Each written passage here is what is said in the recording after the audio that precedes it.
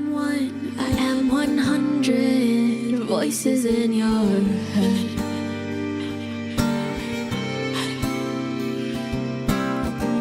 With every twist and every turn, pulling every single thread.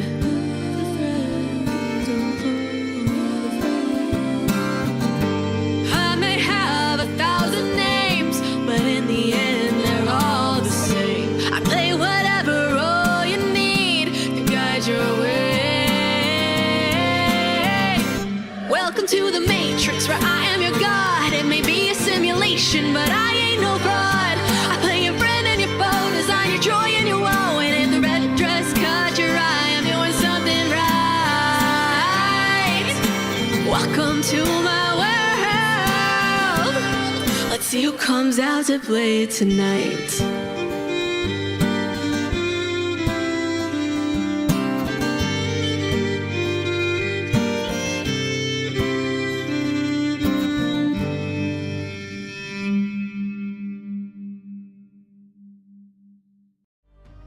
Welcome back, everyone, to Wyrdgard! We are, for the win, your favorite weekly Wednesday D&D actual play. I'm your Dungeon Master, Nick.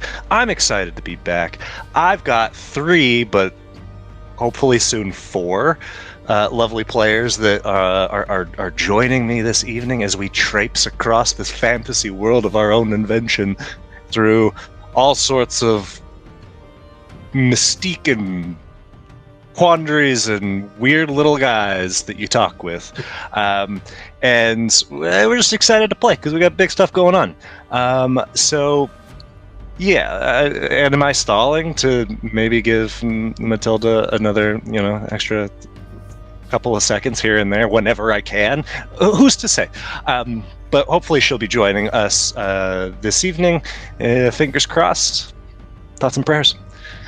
First up tonight, we are going to introduce the players who are here. This might be a terrible idea. You tell me. We'll see what the answers. The concept is a bit long-winded, but it's not particularly difficult. Okay, I want you to imagine this, players. You are in school, and it is pizza party day. Your teacher has been calling group by group. Your group is the last group. And when you get up to the line of food, your teacher miscalculated. You're at the front of the line for your group of 4 people, the 4 of you. And there's only 1 slice of pizza left. What does your character do? So, this is a more of a moral introduction of our characters as opposed to some of the things we've done in the past. So, we're going to start with, because I think he's up for the task of this asinine introduction, Scott. Hi, I'm Scott. I play Quinn, the Teoran wizard. So this is Quinn in school, not Scott in school, right? This is Quinn in school. Okay. So I think Quinn would want to see who the rest of his group of 4 is. It's Harlow, Nosh, and Catriona. Oh, okay. Well, I think if you're going to tell me it was Relton and somebody else, it'd be a different story. But okay, so if it's our party, Quinn can certainly subsist on something other than pizza. So I think he would just offer it out and see who's hungry. And I think so selfless. Yeah, well, he's got good berries. So picking his own berries in class. He can just chew on one right direct from the source. You're the kid who's like pulls out the brown bag. No thanks, I've already got it. I brought mine from home. Packed it. My mom says I'm not allowed to have pizza. I think if it were on-party members, he might be more inclined to be a little tricksterish about it. Maybe he would use a little illusion to make the pizza look really unappealing. Like put some garbage on it, put some slime on it, something like that. And then anybody's welcome. And then Quinn dives in. Love it. Yeah, you got it. Thanks, Scott. Let's kick it over to Ruby. Hi, I'm Ruby. I play Nosh. And Nosh would probably scoff at the pizza and then immediately boldly walk into the school cafeteria, having already made friends with all the cooks and chefs in the cafeteria for the school and make his own pizza and then bring it back and slam it down on the table and be like, no, we're eating this instead. What if it was grandma's pizza? Wouldn't matter. You wouldn't matter? Wouldn't matter. Even if it was your grandma's pizza? No, Okay. because grandma knows I know her recipes because she taught them to me. And she would be proud of me for making more to make sure that everybody got fed. You're nice, Nosh. Gotta feed all the Using hungry mouths. your wits. Awesome. Thanks, Ruby. And then third up, we've got Smash. Harlow's going straight to the teacher and asking the teacher why they're not prepared and like where's the rest of the pizza because there's not enough for everyone here, and you said that everybody gets pizza but not everybody in my group has enough for a slice of pizza, so what's going on? Your frazzled teacher points over to another group and says, then maybe they took too many. Well, then Harlow would be like, can you please make this right? You know, just like the general, like, this, Yeah. what you said, you're prepared, but you're not prepared. You're This supposed isn't to. right. You're the adult in this situation. Please make this right. Yeah. I love that. Very Harlow. What do we think Catriona would do? We can, by committee, decide. By committee, decide what Cat would do? Yeah, what do we think? What's Catriona's move? I feel like Kat would split it into 3 and then give it to the other 3 people. Yeah, I kind of feel that would be true. Yeah. That sounds about right. Pretty 'Cause I don't think selfless. Cat would care to eat it. And then pull out Herself. her hip flask and just take a bump of that. Oh, you mean the child, Catriona? Which is They're born adults. so she's an adult in a children's pizza party classroom. Well, That doesn't make sense for Harlow because Harlow's an adult as well. None of this makes sense. It was stupid, I know. It's At really, what grade is it really okay for confusing. Kat to date somebody at her school? Oh, God. It's Oh, never God. okay. Well, if it was just an Epigean school, I would say it wouldn't matter. But if it was like You a can date the dead adult. Oh, goodness.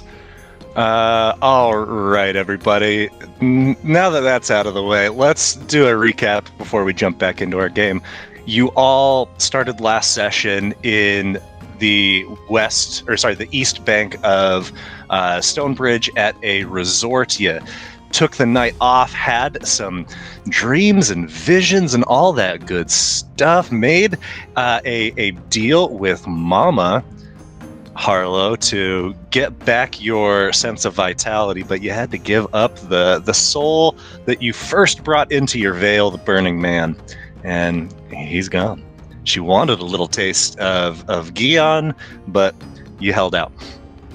You then, as a group, began exploring the east side of Stonebridge, which was much more beautiful, resplendent, wealthy. This is the nice part of town where the aristocrats and the nobles reside, where they don't have to deal with the poor and the sick across the way. You made your way eventually to the Silver Square, where you got some information from Resolve, who you found is acting as the defense attorney for Malachi, the Nemasi on trial, which she told you at this point it's really just a sentencing, as he's already confessed to the murders he's been accused of. You were asked if you would serve as her clerks in courts, and you have 2 positions available, and it seems like you've maybe decided on Harlow and Nosh, and that is not for several hours more.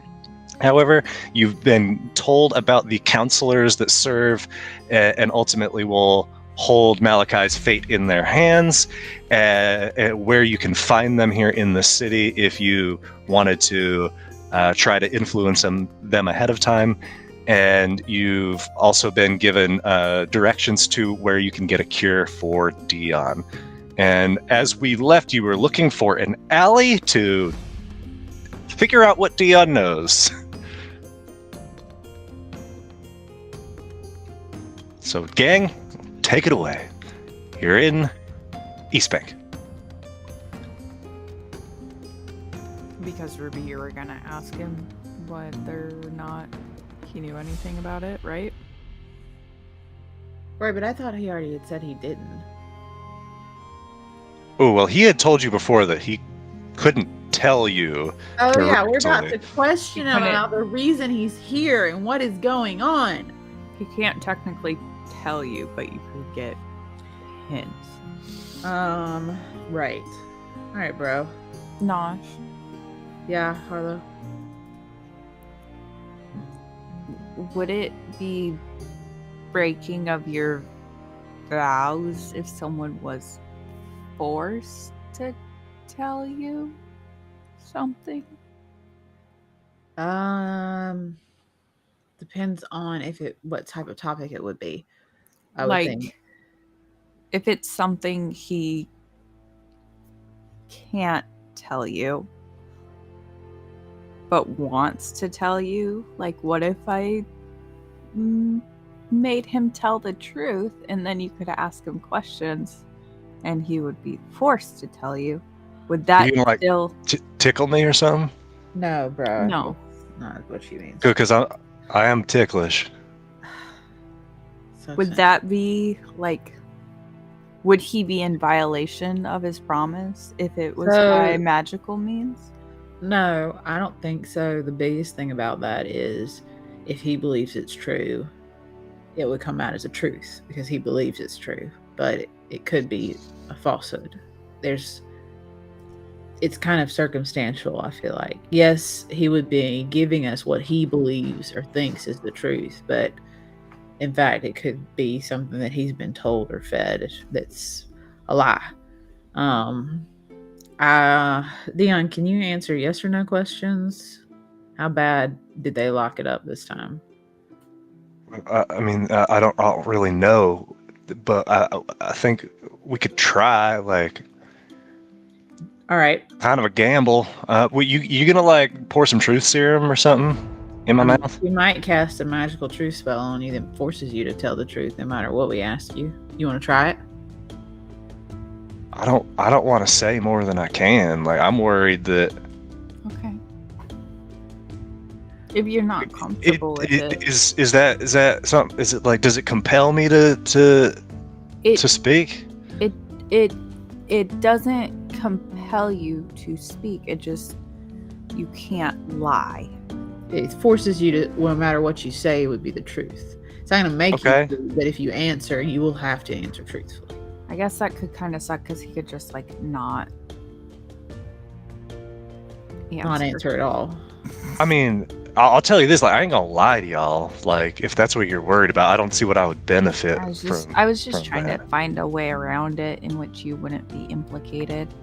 I guess we I could always appreciate command that. you, but that doesn't feel right. That just doesn't. So let's maybe do, like, last resort. Best Okay. possibility, yeah. So, Dion, did Dad make you take the vow? Yes or no? My name is Dion. I'm from the Western Concord. I love grapefruit and sunsets. I'm just talking now, so because I don't know if I'm gonna be able to do it after this conversation. So if I'm rambling a bit, then you know what? That's just the way cards fall. So sorry about that, Nosh. But memorize this voice in case you never hear it again. Does Bro, does it happen like instantaneously, or is Yes. it taken? if he gives something away that he shouldn't have, and it has something to do with, So he's under a curse right now. well, More like contract than curse. what we're referencing is more of the contract, not necessarily a curse. I would say, and the other aspect of the major thing we've talked about that reflects amongst all Nemasi, which, Quinn, you know what I'm referencing. That, Quinn, So he definitely cannot speak freely, but we might be able to get some information if we ask in circuitous ways. It's worth a try. What I if think he's willing? What if he doesn't speak at all? Would that be breaking it as well? Like if he Like if someone else wrote out answers and he just pointed. Oh would shit! that be Nosh, breaking? is nonverbal communication, does that count? You were always the smartest one. Come on. Don't make me hit you. Can I see the details of your familiar curse? It's not a curse in a familial. I'm gonna be honest with you. It sounds like a curse. I never thought of it like that, but I think she might be on Yeah, something. you still ain't even answered the first damn question, which is a damn Sorry, I yes or got no distracted. question. What was it? All right, I'm just gonna do yes or no. And Yeah, just yes or Fingers no for crossed. now, and we'll start from there, and then we'll get more varied as we go. God okay, damn. Did Dad make you take a vow? Yes or no? that didn't make me do nothing. He chose to? You chose to? Did I you act choose to as a take free something? man? Yeah, so he did. All right. But Nosh, you don't get it. Like, I love you, but you're different than the rest of us. Like, you didn't grow up with the pressure that Dad put on us. You were spared that, and he might not have made me, but he certainly, by his expectation, held my toe to the flame. No, and it's because you're the eldest. I know. I got it. I mean, I saw it. Even though I didn't experience, I did see the pressure that Dad put on you and Sada and Dion. I saw it. Mama made sure that he didn't do that to me. Also, that's kind of bullshit. I'm the oldest by like 2 minutes. Well, we're born around the same damn time. So yeah, 2 minutes. And you lorded that over us when we were younger. And we're getting off topic again. Hold on. Just Like I said, I gotta talk while I can. we haven't even asked you anything that's gonna make your voice shut up. What do we need to know? Let's narrow it down to what exactly we need to know. We just need to know if he's involved with trying to kill the guy on trial. Are you here to retrieve the man on trial? Yes or no? I feel like that might be in violation of. Okay. So that's Okay. a yes. That's okay. You don't have to answer that question. We don't will have to all answer it. keep our assumptions in our heads. That's fair. Assume what you want to assume. But I think we're all on the same page with that. Yeah. I can't control whatever page y'all are on. That's that, and you see him like looking around as he's talking. We're not saying anything. Right, Dion, Nosh? are you the only Nobody's one saying here? nothing here. Besides Dion, are you the only one that came? Ooh,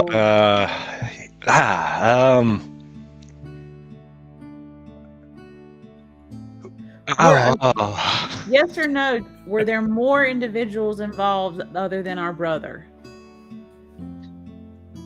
When I think about back when we were like together when we were young, it was God just damn. the- Juggler, it's just Dion, the- Okay. stop rambling and it was answer just the question.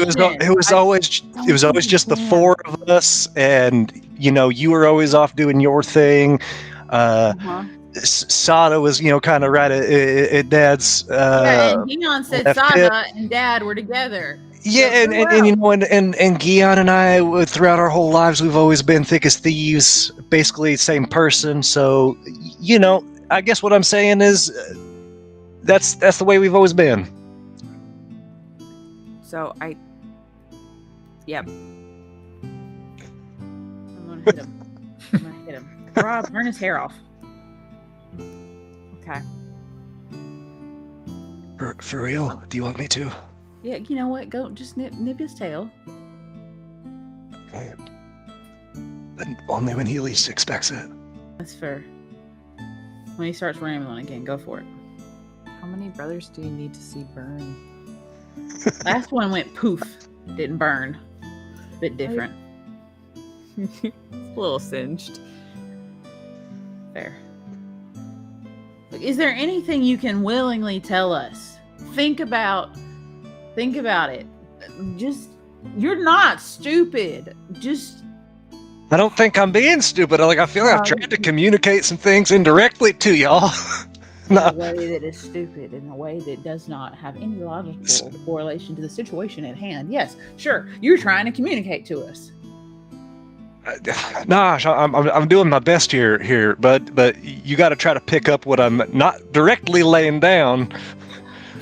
So maybe we go get you cured, All right. and then we find a very secure location for you to sleep it off. I think that might be a bad idea. Do you have I'm not feeling sleepy. directives You might to need accomplish to a be. task? I don't want to know what it is, but bro, do you have a specific directive that you've been ordered to accomplish? For example, your younger brother has sworn to find a cure for the curse/disease that seems to be affecting everybody on the other side of this glorious town. Gosh, You if happen there's to have something locked away that you would be forced to accomplish regardless of the situation. And if you were, say, I don't know, locked away, would inadvertently affect you in a negative impact. gosh, if there's a truth I've learned, it's that all men have their charges and will work until their dying breath to see them come to fruition. You, who gave it to you? Damn it! Shit. Nosh, you remember the day you left, right? Of course, I remember the day I left. Well, I wasn't there, but you know, I spoke to Mom and she told me about it. You remember that fella that was there that was leading the proceedings? Oh, you gotta be kidding me! Shit! Well, I was just gonna say I think he's a right upstanding gentleman, and that's all I have to say about him. Okay. Yeah, right. Upstanding member of the community is that individual for sure. Okay. I mean, a lot of us owe him a whole lot. You're not wrong. In some capacity, many of us owe him much. In some capacity, many of us also want to shove a knife in his back.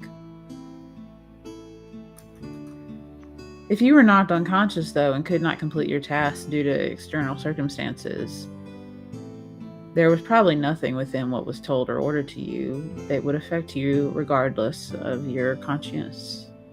Because if you awoke to find things completely different from when you arrived, you would have to change your directive based on what originally was instructed, unless you were able to contact the one who gave you the instructions in the first place. I mean, that stands to reason. That might well be. I mean, I am limited by what is possible. You were limited by what was possible and what was given. Have you thought outside of the parameters that you were given yet? I don't know that I want to think outside the parameters. I believe in my charge. Oh, come on, really? You actually believe it 100%. You believe what they told you to do, what you were charged with, is the right choice to make. 100%. There's not even the smallest kernel of doubt when you've already lost one brother that what you've been told to do, oh yes, 100%, no matter the outcome, whether you live or die, whether I live or die, that's the right choice to make. Gosh, we've all lost people. Dion ain't the first and he won't be the last. But we don't have to lose But people. But if I do what I come to do, then that might just What does it solve? maybe everything. I don't think it does. I think Kat's been talking with Nosh about possibly an all-over answer. But I don't think killing one individual will accomplish what ultimately needs to be done. I think that's an interesting line of thinking that some people that I know might be inclined to agree with. And I think maybe we're finally starting to understand each other.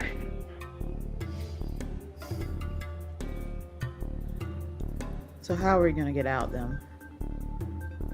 Did you even have a plan or an idea, or did they even give you a way to return? I can get home. Wow. Okay. Wow. It'll take some time, but if I do what I need to do, then time isn't really of the essence. Right, because if you accomplish it, then it's just a matter of getting back. Because the news will spread regardless of getting everybody back. Do you ever think that there's a possibility that some tasks are assigned not in retaliation, but only in maybe silencing what might be the truth? That sounds like something I read somewhere one time. A bit of wisdom, an aphorism. I just say I think we're on the same page philosophically, Yeah. and practically. I just think that y'all are confused as to what I'm doing.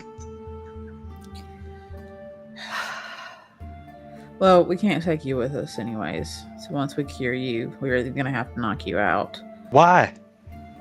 Because I don't trust you to come with We're afraid that you might kill somebody that we want to talk to. And also, we don't have the capability to bring you with us anyways. Have no desire to kill anybody that doesn't deserve to be killed. Yeah, see, but Well, that's a very... You could say the same thing. Yeah. Okay, then we're simpatico. I really feel y'all have me pegged exactly opposite here. It depends on what you think someone deserves to be killed for. Well, I don't even think he's going to be Harlow about if they deserve it. I think he's. If it's murder, there's quite a few of us who you should kill then. I just feel like I'm not smart enough to do what I need to do here to get y'all to understand. And I'm sorry for that. Oh, you poor thing. It just... Why don't we get you a cure? That would probably... Hell, maybe it'll take both curses in one, right?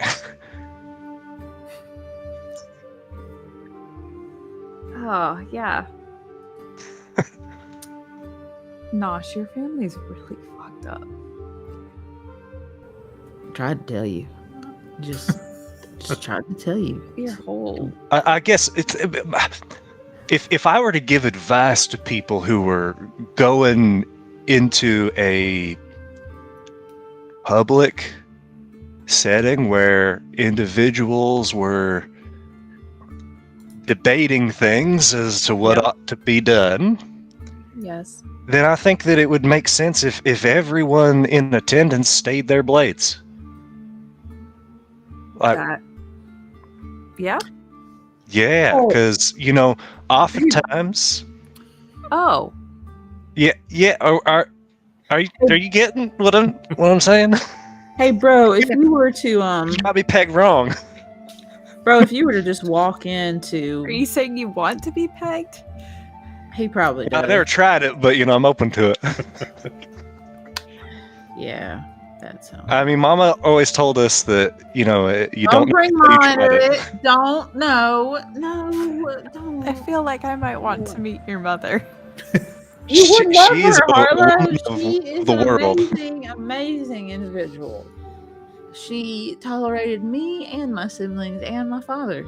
So, trust me, you learn a lot from her very quickly. Quinn learned a lot. Are Nosh, I your feel like this is parents a dumb question. married, Nosh? They're mated. Are Yes. they happily mated? As happily as they can be. Is that I don't understand what that question means. Happily mated? Never mind. They live very different Never mind. lives. Independent Never mind. lives? Never mind.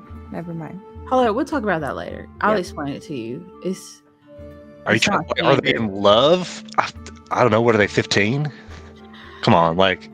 Ben, I'm gonna slap you in a second. You got like 5 seconds. Shut the fuck up. Wait, Nosh, how old are you? I'm literally 4 minutes younger than him. No, wait. I think. Did you say the parents are 15? No, you said talk about like love. I said, what are they? 15? Oh, I thought you Yeah. said that they were 15, and I was like, wow, your lifespans are really short. How No, old are you? No, no. Gee, you want to talk? I heard that there was one of you that popped in and popped out in the span of like just a few minutes. Wait, Okay, what? now we're really getting off track, and I don't have time for this. So Nosh, I got nothing but time here. you butt about to have a nice burnt patch on it with no fur. Nosh, I fucking dare you, bud. Yeah, I'd like to see you try and stop Ra if you put your freaking butt on fire. We're gonna go get you a cure, and then we're gonna move on from that. All right? So you're just gonna tell us what they do to cure you, and we'll go from there. And then you can go wander into wherever Oh, and whatever you want to do. why don't you send Moss with him, Quinn? Aren't we all going? Well, yeah, but if we get separated out, Well, we're all going to get the cure, but then afterwards, if we need to separate, no, Moss- I'm talking about like if we go in to get the cure and he's like taken somewhere else to have Sure. the cure, like Oh, Moss yeah. could go with him. Yep, That's that fair. works. All right, let's focus on that next, and then we'll discuss more detail about your stupidity again. And then that way Quinn can watch too with his good eyes. All right. To watch, Quinn. I He do like does. to watch. He likes to watch, he likes to get pegged. Okay. I'm understanding a lot about you people now. And what is it that you're into? She's learning what she's into. Aren't we all? Mommies. Let's go. Yeah. All right. Onward. So you exit this alley that you ducked into for this interrogation and continue in the directions that you were given. You see a building ahead of you that is tall and narrow, and the sides of it angle into a point only as wide as the door. It's very much like if you know the iconic Flatiron building in New York City, like right at a corner, just narrow and tall. And you see the signage out front has what looks like either a sunrise or a sunset over this sort of idyllic beach, golden light, and you see that the name of this place is the Illustrum, which is what Resolve told you was where you could find Joy, the counselor who is peddling cures. I hope we find some joy. I would love to have some extra joy. Spice my food with it. All right, shall we go in? Onward. As you approach the doors, they just open of their own. As you draw within a few feet, you are met with a cool breeze that smells like lavender and sea foam, and you hear this faint but relaxing music that is echoing out of the doors. Everything before you is very clean tiles, very Spartan and serene. There are plants that are growing seemingly from the ground itself. No pots that have bright flowers, and if you're not mistaken, like birds and butterflies that are flitting about them. And you see ahead of you there is what looks like a reception desk that stretches a good 15 feet. There are 6 seemingly identical flood-touched individuals, all in the same simple white and gold robes that are just staring and smiling at you. There are a few people that have come in ahead of you that are approaching this counter, and as they do, they are whisked over to one of those flood-touched, and you see that there are several of them remaining, just still smiling at you. So is this a spa or is this a cult? I feel like it's a cult. Is there a difference? I think it's a cult. All right, ready? Dion, you ready? Yeah, I mean, y'all lead the way. Y'all are the Alright. ones with the money. And I'm gonna start dragging Dion up to the front, to the smiling person. You drag him up. The counter goes about to your chin, Nosh, and behind it they are either very tall or elevated because you are at where you imagine like their navel would be, and they smile down. Hello, welcome to the Illustrum. My name is Temerity, and who are you? And how can I help you? Hi, it's Meredith. My name is Nosh. This is my brother Dion, and he has gotten into a bit of trouble and has some bind that he must get rid of. Can you assist? Ooh, just for one? Yes.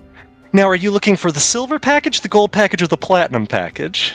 Well, this will be our first time, so we'd love if you could explain the details. Ooh, if it's your first time, I really must recommend the platinum package. That way you get to experience everything that the Illustrum has to offer.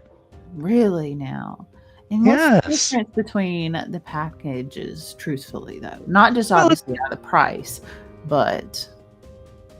It's the amenities that you'll have access to, or your friend will have access to for the duration of his stay. And how long will he need to stay? Well, that's going to depend on his assessment. Ah. Are we able to get an assessment first before we choose which package he might need? Or do we need to pick Oh. a package first?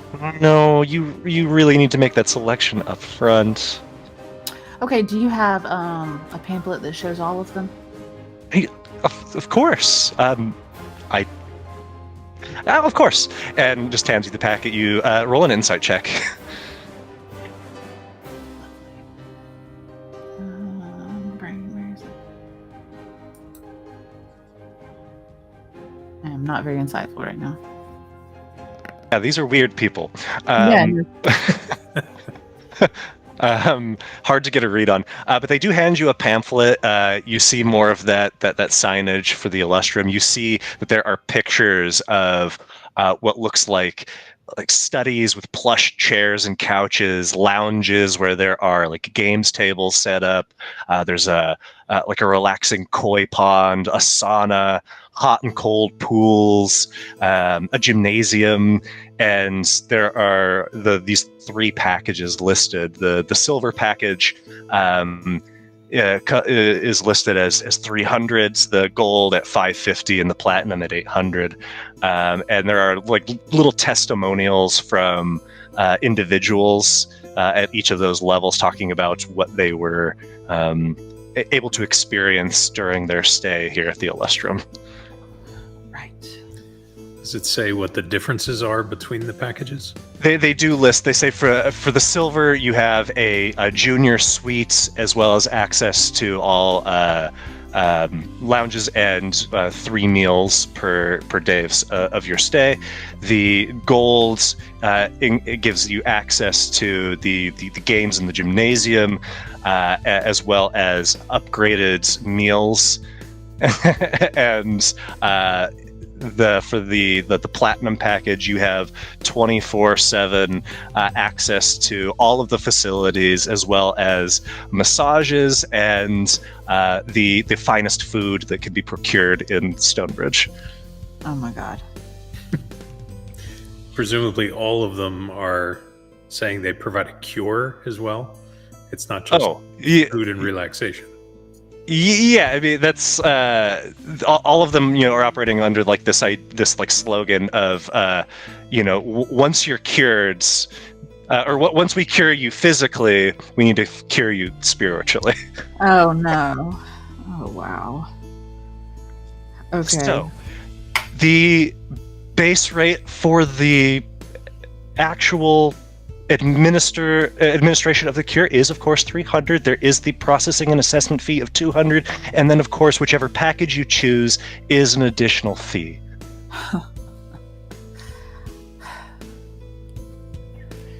So at minimum, it's 500. Is that what you're saying? Ooh, no, at minimum 600 if you take the silver package, which really, for a first timer, I wouldn't recommend. I feel like you're really just missing out on so much.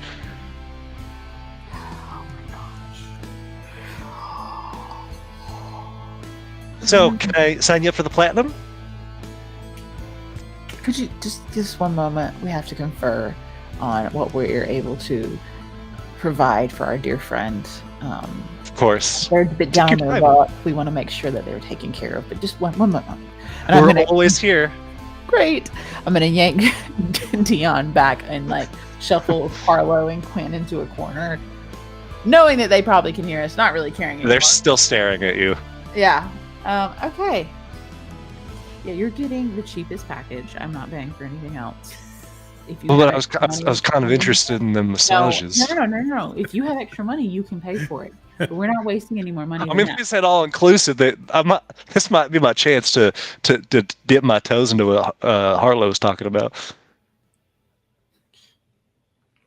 Just can you come here? Come here, bro. Can you put a price on my health? Get closer. I'm gonna grab your ear in a second. If you don't come here, you're not You doing grab that. my ear, and I'm gonna grab you by the scruff. That's fine. That's fine. We're not paying for it. Okay. All right. You I mean, guys don't unless have to you go what got I a get. It's spare, fine. 300 old marks in them. What are you wearing again? You're just wearing your armor. Yeah. If you got something in there, girl, yeah, you can upgrade. Sure. What do you mean? You want me to sell my armor? I mean, this is why I stayed with Mom. You just don't get it. You don't get sarcasm. It's Quinn, help me. This is your family problem. I'm sorry. I mean, you're kind of included in this, Quinn, because you're pretty close with them.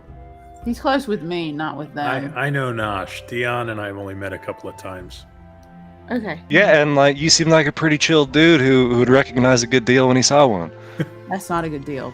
That's not a good deal in the slightest. It is overpriced. I gotta defer This to your is- brother on that one, Dion. This says caviar. Have you ever had caviar, Nosh? Yes! It ain't worth it. Can you put a price on experience and novelty? Literally, yes, we can. I mean, And to I be can, but fair, I- this is saving his life, Nosh. Harlow. That's so true. So much. I care for you so dearly. Do not You make got all the me good pay ideas, Harlow. all of those old marks for this dumb to sit here and get a massage while we run around this city trying to solve It's this. not just a massage, Nosh. It's hot and cold pools. Raw, burn his tail. Now, do it. I thought Do it you were now. going to say Do it. hot and cold poos. And I was Oh, even better. No, not into mud play.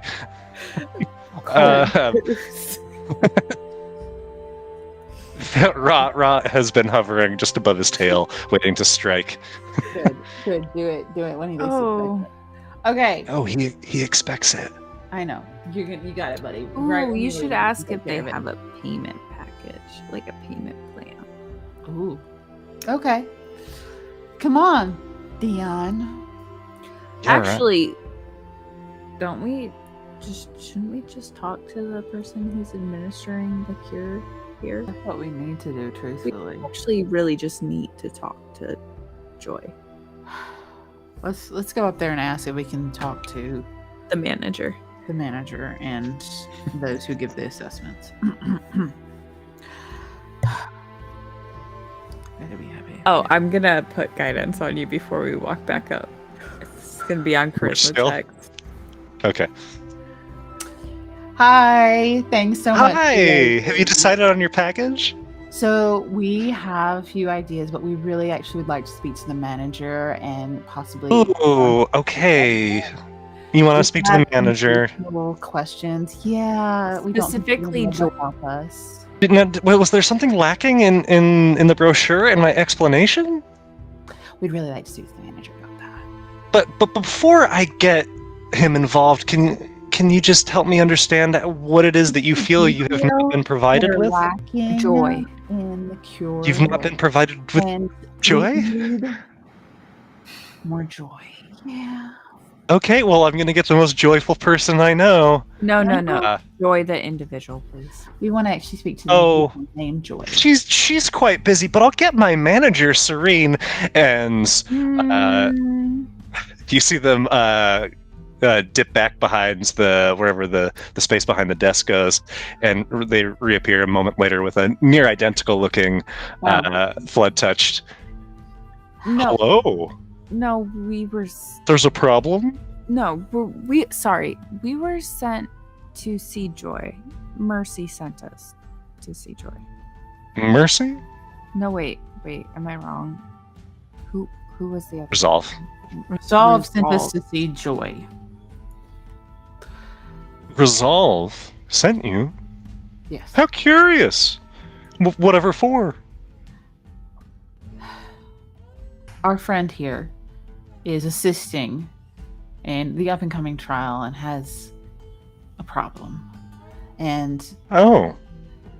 we need to speak to Joy because truthfully we can't enjoy the full experience that you're offering here because we need him to be ready to go and to be there. Well, if that's the case, then I have to tell you, you're going to be sorely disappointed. If your friend is to receive services here, we couldn't possibly let him go without at least 24 hours of observation. It's not something that can be immediately provided. I mean, I was under the impression from what Resolve has told us and from what we've seen from others that this is something that can be taken care of quickly and efficiently. Oh, I'm so sorry. I believe that you must have been misinformed. Could we possibly speak with your manager real quick? She is currently preoccupied, so...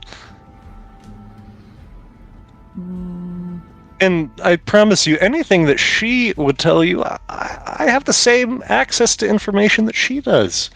You're a counselor?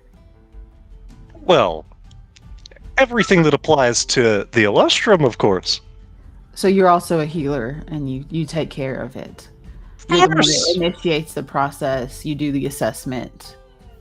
We all are well versed in the processing and the assessment and the administration, of course.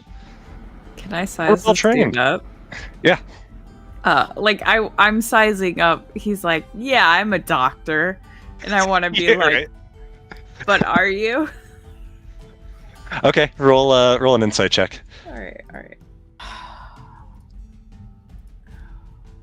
Oh my gosh, thank you so much. I am no longer exhausted.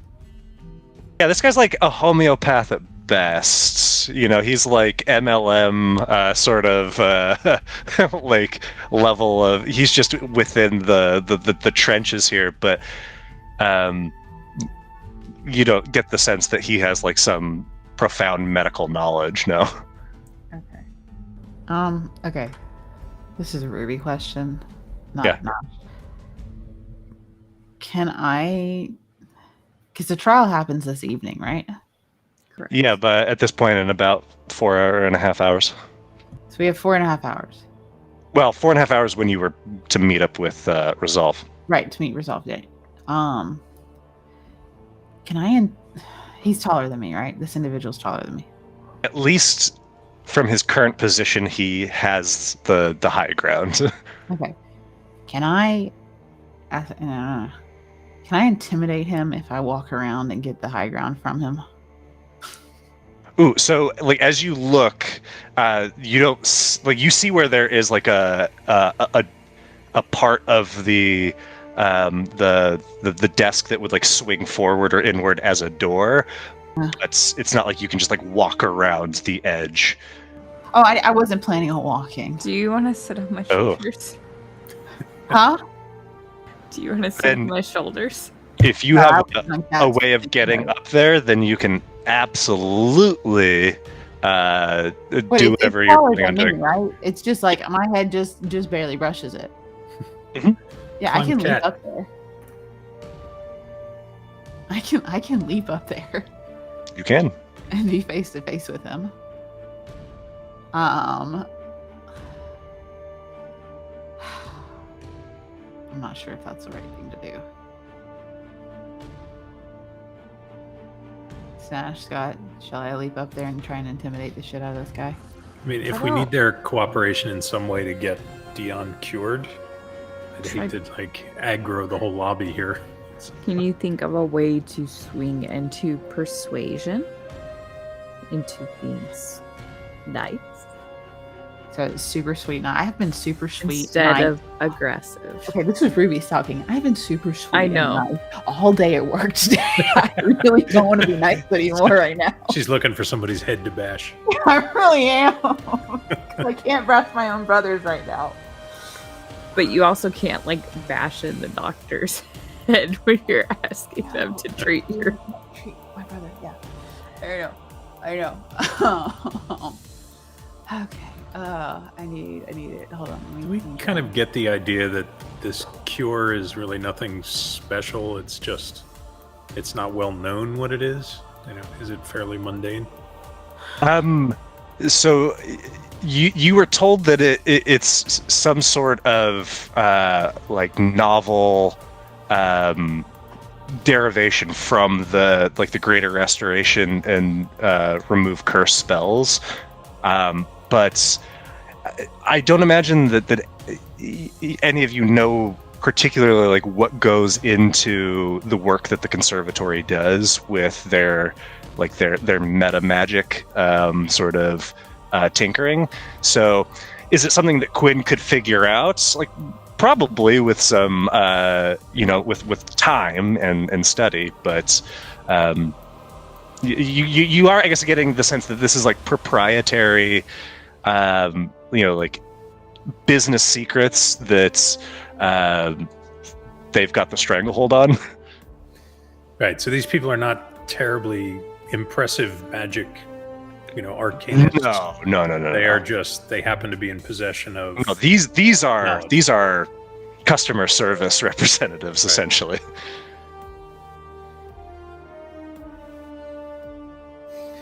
So I guess we have a choice. Right now, Dion is not on his last legs.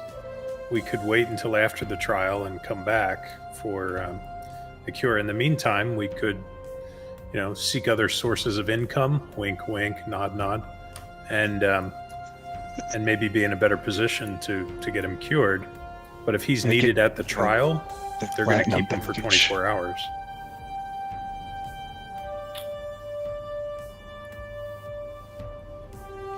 How?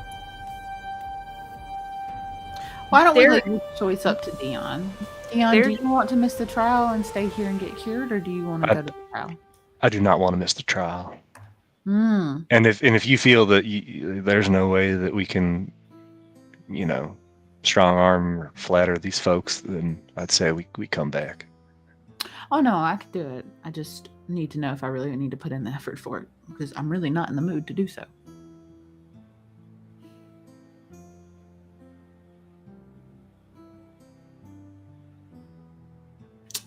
What was this person's name again? Serene. Serene, the trial is really important, and Of course. role in it is very important. So it might be Is better our whose to get role? our friend here. And again, what did you say your friend's name was? Nosh. Nosh. Okay. Do you have something to verify these claims that you're making about Nosh's important role in the trial? I'm gonna put my hand behind me as Harlow passes me the information, and I'm gonna set it on the table in front of us. Yes, of course. Resolve clerks of the court. Well, I don't know why you didn't lead with this. If this is the case, then by all means we'll expedite the process. We are still going to have to take your payment, but we'll waive the package fee. We understand Okay. that, and we are happy to pay Okay. for the cure, as we've been advised of that. You are going to have to sign a waiver that the Illustrum, any of its employees or owners are not responsible for anything that may happen as a result of not staying for observation. No, that's understandable, and I believe People Nasha- have been known to have adverse side effects. Like, Could you? Oh, you know, sniffling, runny nose, watery eyes, maiming, dismemberment, death, but those are exceedingly rare. how rare? How And many? Nasha's of gonna it grab the happen? letter back and hand it back to Harlow just to make sure that Harlow gets that letter back and has it in her inventory. Let's just say I've never seen it in any of my administrations, and I've done dozens, if not hundreds. Now I'm just. Dozens or hundreds? How many? Well, it's many dozens, close to the hundreds. I've And- worked my way up rather quickly, and How many years? Have you how many been doing years this? have I been doing this? Oh, well, I'm still in my first year. Okay, so you're very green. Oh well, That's how I'm you very use that word, successful. right, Quinn?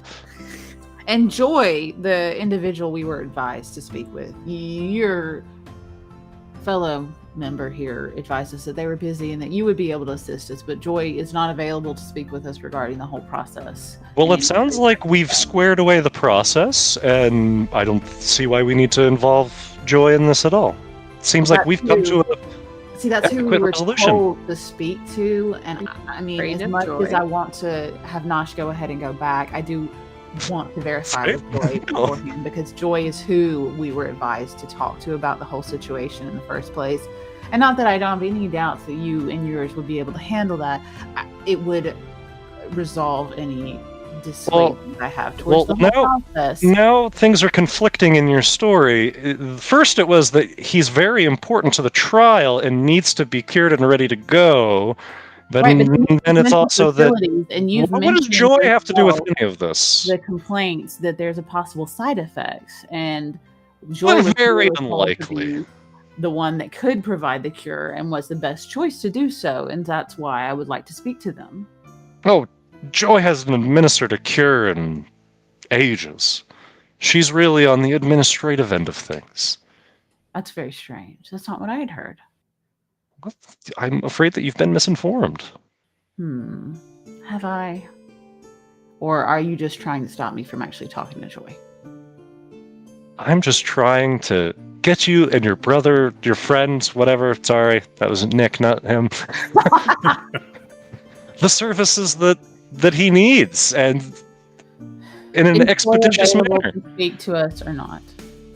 Joy is indisposed at the moment. Is Very Joy busy. missing? No, of course not. Now you're conflicting. She's not missing, she's simply indisposed. Where? That is her business and not mine to divulge. But I mean, she's administrator, is what you said. So she's in charge of this facility. So shouldn't you be aware of who your higher ups and where they are? Should any and I never said that I didn't know. I simply said it wasn't something I was going to divulge. You have a problem with listening, I'm finding. If only we had a cure for that. Ruby wants to punch this idiot in the face. It's so hard. It's not even funny Put a anymore. hand on your shoulder. I know. I feel you, Harlow. I feel you back there. I'm aware. I did not sign up to talk word games with you, Nick. That's not what I signed up for when I wanted to play tonight. Yes, you fucking did. Lie! I didn't read the fine print, or maybe I did, and I forgot it. So essentially, like, talking is only going to get you so far with this person. Like, they clearly don't want to get Joy involved, so Okay, you're not going to be able to talk your way into making that happen. can I pay my way into making that happen? Try. That's the only other thing I can think of. But Scott, Snash, please. So why do we think we actually need to get to Joy? This is us talking privately. Why do we think we need to get to Joy if we can get a cure for Dion without Joy? We want to touch base with the counselors. See So where there's- see where their position is swaying, or if they're swayable for the trial. Does that make sense? Yeah, so there's like 8 counselors. Are we And gonna it's try running to- out of time. This is one of the 2 birds, 1 stone that we were Yeah. hoping that we Right. could get her at the same time as secure. Maybe she's here somewhere, and we can. I don't know. I'm running on blanks on what we should choose to do right now. Well, let's get Dion cured. Let's get the cure. Yeah. Okay. So how And long then- is this expedited process? Well, if we're waiving the assessment and not the assessment, but the post observation and the stay, then we should be able to get you out of here in 30 minutes. All right. Excellent. And we still have to pay a full fee, even though it's 30 minutes of service? You still pay for the $300 for the cure itself and $200 for the assessment, yes. And processing. Of course. Okay. All right. Well, there, I'm so glad that we have reached a resolution that we're all happy with.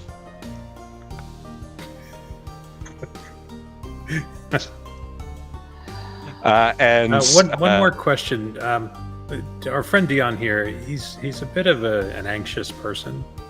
And Who? so this... I this- thought it was Nosh. Nosh. Oh, I'm sorry, Nosh. Nosh. I confuse these Stop telling folks them all my the time. name, Quinn. He's a bit of an anxious person, and this cat here is actually his emotional support animal. Is it Okay. okay if the cat accompanies him into the procedure? Well, I don't see why not. A lot of people do bring in someone as support. Excellent. Wonderful. And Well, we should Nosh- just wait here in your waiting room while he goes for Certainly. the cure? Great. Very good. And you know what? Because you've been so cooperative, why don't you enjoy our? Well, were there any of the facilities that struck you as particularly enticing? I'm just looking for a quiet place, maybe do a little reading. Oh well, So we've got if you can put me studies and somewhere lounges galore. quiet. Excellent. Do you have one that's a little sequestered out of the noise, private? We can arrange. Wonderful. That would be great. Well, Mosh, good luck on the cure. We'll be waiting. See you in about 30. Yep. See you, Dion. I telepathically tell Moss to accompany him and stay quiet. Stay quiet, watch everything. And telepathically back, she says, "I will stay by his side, and my tongue I shall not abide." And she is just right there, perched on his shoulder. All right. And are we shown a quiet place where... Yes, you are led off to the left, down a couple of halls, past some rooms here, and led into a study. It's small. There's a fireplace that doesn't seem to be giving off any heat, but is more aesthetic. There are some books and arts and craft supplies, and the attendant just taps on the door and says, "We'll be at the front desk should you need anything." All right. Quinn's going to find a spot to sit down and begin watching through Moss's eyes.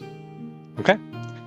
And I think this would be a good place for us to take our break, as we are an hour in. And we'll resume in a moment. Be back soon.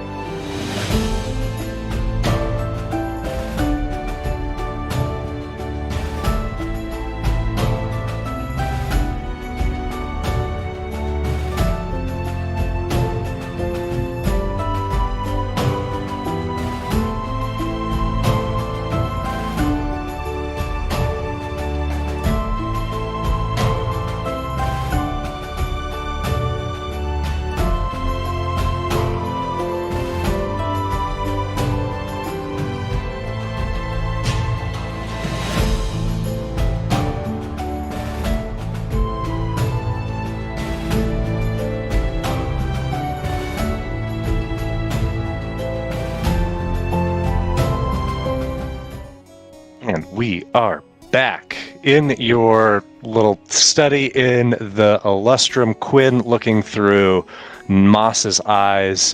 You see the gentle bob as Moss is riding on Dion's shoulder. He is led up 2 flights through a series of doors, past more of these smiling faces, and ultimately into a small room where he is directed to wait. It's pretty plain. You see that there are a couple of cabinets. There's the reclining sort of chaise lounge that he is on, and then just a rolling chair. And after a few minutes, an individual comes in and starts asking him questions about his personal history. He, in continuing with the ruse, is giving all false information about his name and where he's from. They ask about when he first started manifesting symptoms and so forth. And finally, after a lot of just seemingly, this administrative bureaucracy, another individual enters the room. They have a syringe and a small roll of parchments, and you see them conjure a flame in their hands. It looks just to be an ordinary flame. They heat the liquid inside the syringe. It is clear, seemingly nondescript. The scroll unfurls in their other hand. It's small, only about the size of their palm. You can't quite see what's on it. And Moss kind of instinctively starts rising up to get a better view.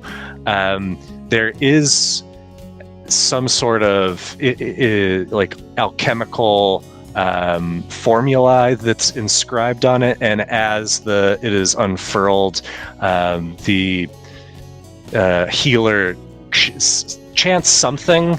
It doesn't seem to be words so much as just the idea or the sensation of what the intent is. The inscriptions glow, the parchment catches flame, and just turns to ash in their hands.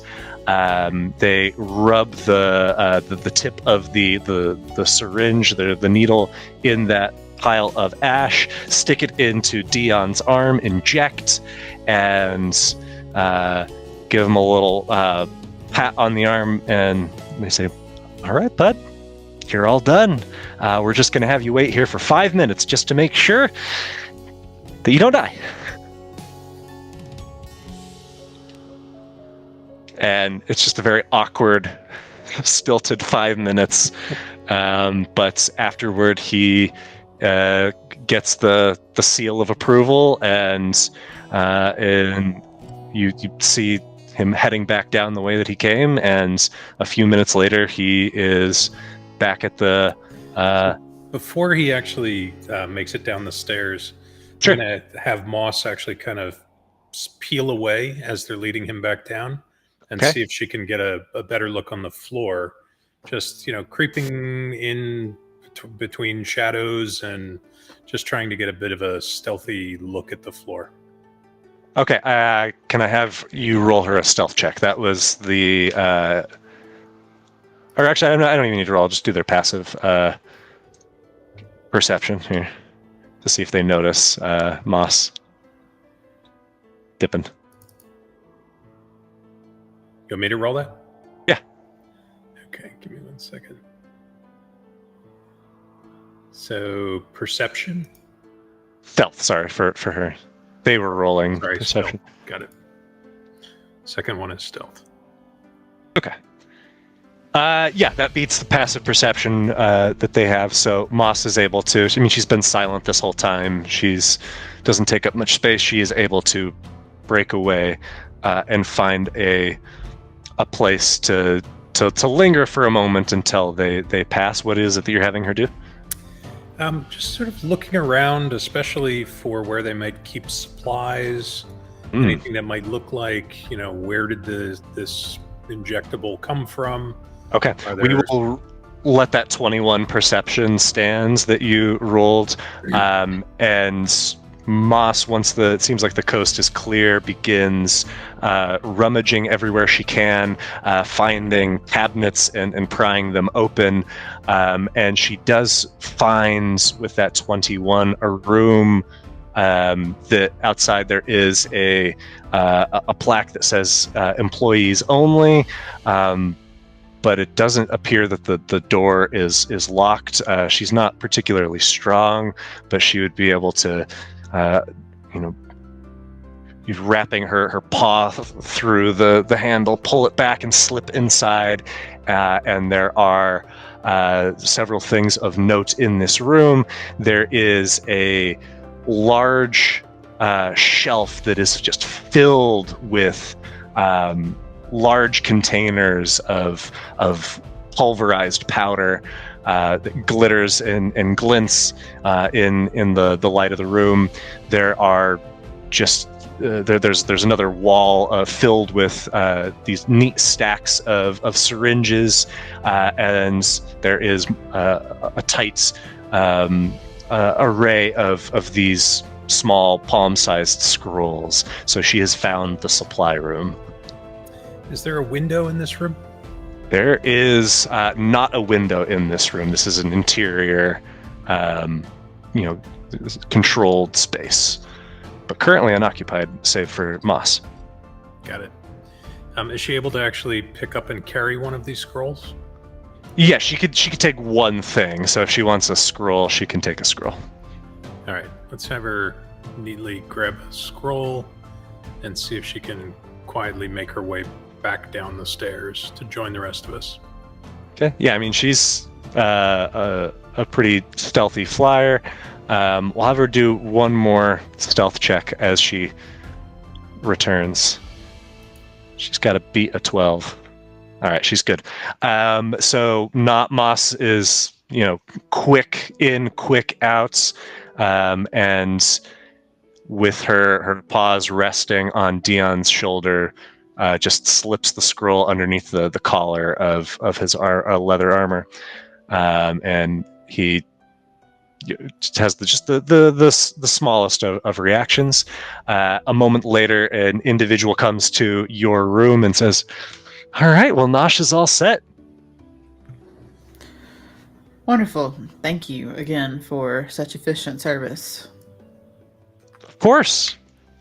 So sorry that that Joy was unavailable to meet with you, but I'm so happy that your friend is doing so well. Seems like a full recovery. So one more time, Joy is not able to actually discuss matters of the trial this evening, completely unrelated to the service we just received. We do have a matter of the court to discuss with Joy. A matter of the court to discuss with Joy. Well, that let me check. And they leave, in a moment later. Serene comes back. Yes. So I'll ask same question of you. We have a matter of the court to discuss with Joy. I don't know if we were terribly clear earlier. We were so concerned of the health of our friend Nosh here, which, by the way, you provided wonderful service, and we thank you for that. But we do have a need on behalf of the court to discuss with Joy a matter of great importance before tonight's trial. Could you direct us toward Joy? I see. I was so confused. I thought that you needed Joy to administer the cure to your friend. That is what I was understanding. That's on me. If it pertains to the trial, then of course, Resolve can't be here to communicate. Unfortunately, Resolve is so tied up with the matters of the defense, which, as you can imagine, are incredibly complex. We are here as emissaries of the defense. I see. I will leave that up to her judgment whether that is germane to proceedings. Excuse me. And he's gone for just a couple of minutes and returns a moment later and says, well, you are in luck. You've caught her in a good mood and a moment where I guess she has a few minutes to work with you. So follow me. And begins leading the 4 of you, plus Moss and Ra, I guess 5 of you, because Dion's back, through this network of halls and rooms outside of what is clearly administrative office. And he raps twice on the door. It opens, and he nods and bows out. And you see inside there is a very meticulous office and a flood-touched woman who does not look like she is incredibly busy. She has her feet kicked up on her desk, is like picking her way through her lunch, and has like a book open, just reading, but looks up as you enter. So, Resolve sent you? What's that old broad up to? Stressing, I bet. Yeah, you're not kidding. She is overloaded with tonight's trial. I was told there was a note. Can I see that? You wouldn't believe all these, story chasers. Slide it over. She takes a look, holds up. Yeah. That's her handwriting. Okay, which one of you is Harlow and which one of you is Nosh? Nosh is currently getting cured. I'm Harlow. Dion's back with us now, right? Yeah. Okay. Nosh, and I'm Harlow. I am Nosh. Oh, great. This is going to go fantastic. Why are we... So, what is it that Resolve needs?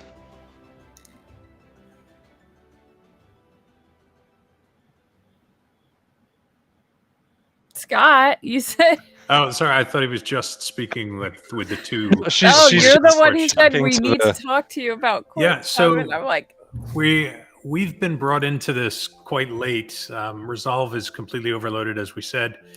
We're really trying to get a little bit more background information on the trial for the creation of the defense, for whatever good that's going to do.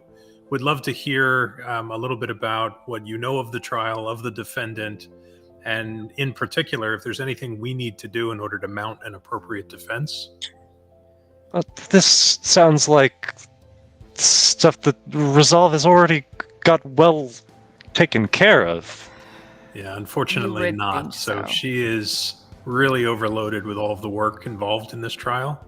And we just, in order to really... She doesn't even know her ass from her elbow? No, she's very well informed, but she needs us to really ensure that everyone else, yourself as one of the important counselors here, are also fully informed. So this is really more about information sharing. So we want to really get a sense of baseline, what is your knowledge of the case at the moment so that we can help to fill in any gaps. We want Plus- to make sure that the trial itself appears thoroughly well put together for the public's eye. Now, a trial is perhaps the wrong word. There is already a determination of guilt. It is really more a sentencing. People have been saying trial, and you know how that spreads like wildfire. But it's pretty cut and dry.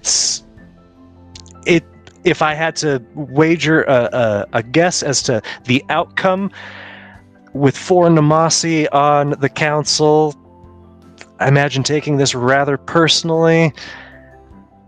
I think it's going to be hard to get 5 votes that are anything or that are against execution. So I think it's a pretty cut and dry, closed case.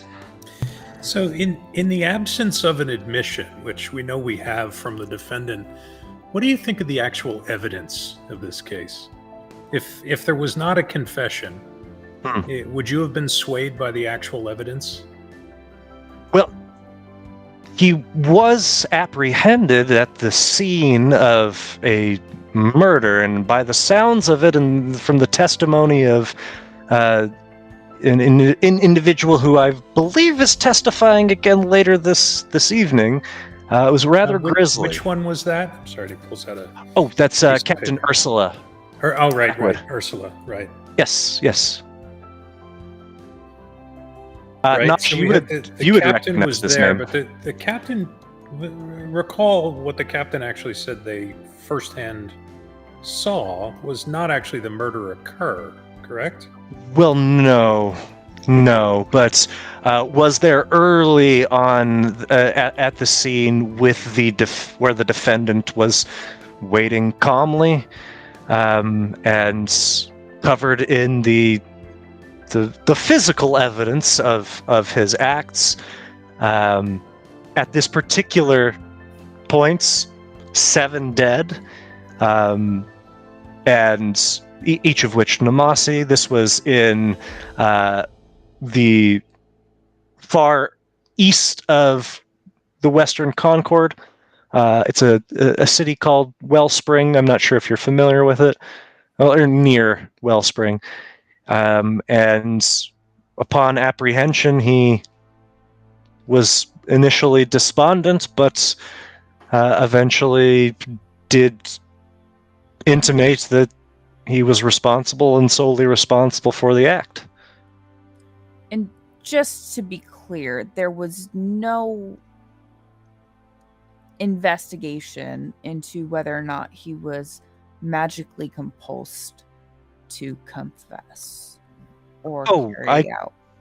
Can assure that we have done extensive testing. Well, not me directly, but that when he has shared information, that he is sharing it truthfully and of his own volition. That it's a tricky thing to pull words out of someone who doesn't want to share them.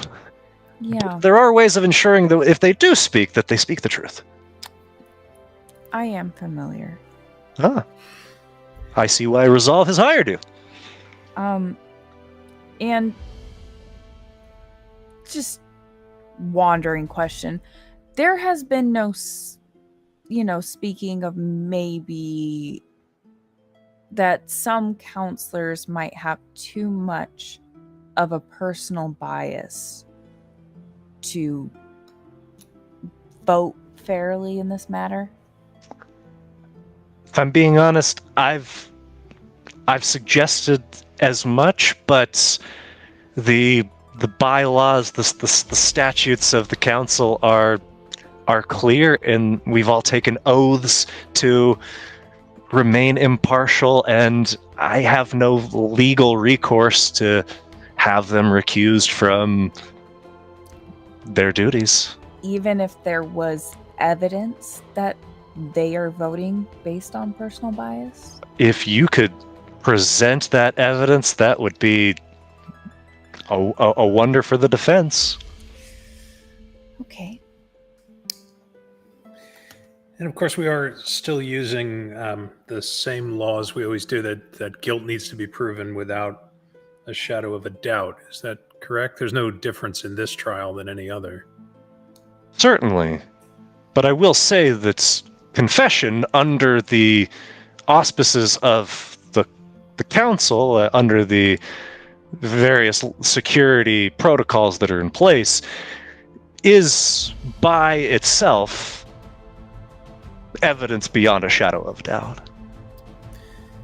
Have we investigated motive in this case at all? Like, what if this individual was actually protecting someone, and so they've been dishonest about their own participation in an attempt to cloud the truth of the matter? Well, I assure you they have not been dishonest about their participation. But that does stand to reason that they could have omitted. Why are you so sure that they could not have been dishonest? magical means. Precisely. Your friend knows. Understood. I just really am making sure that you are aware of all the facts, understanding that really is why we're out here today. Trying to assure that everyone is on the same standard. Are you saying that a counselor would be ignorant to something of the utmost importance, that I wouldn't have done my due diligence, that I am just some swine off the street? Not at all. This is actually resolved, just making sure that in all of the frenzy of this trial, she didn't neglect to pass along important information to all of the counselors. I see. Just as you would have done if you were on the defense. Oh, it's been some time. Yeah. I don't envy her. It is an uphill battle. Yeah, is there anything that bothers you about this case? Anything that bothers me? I would love to know motive.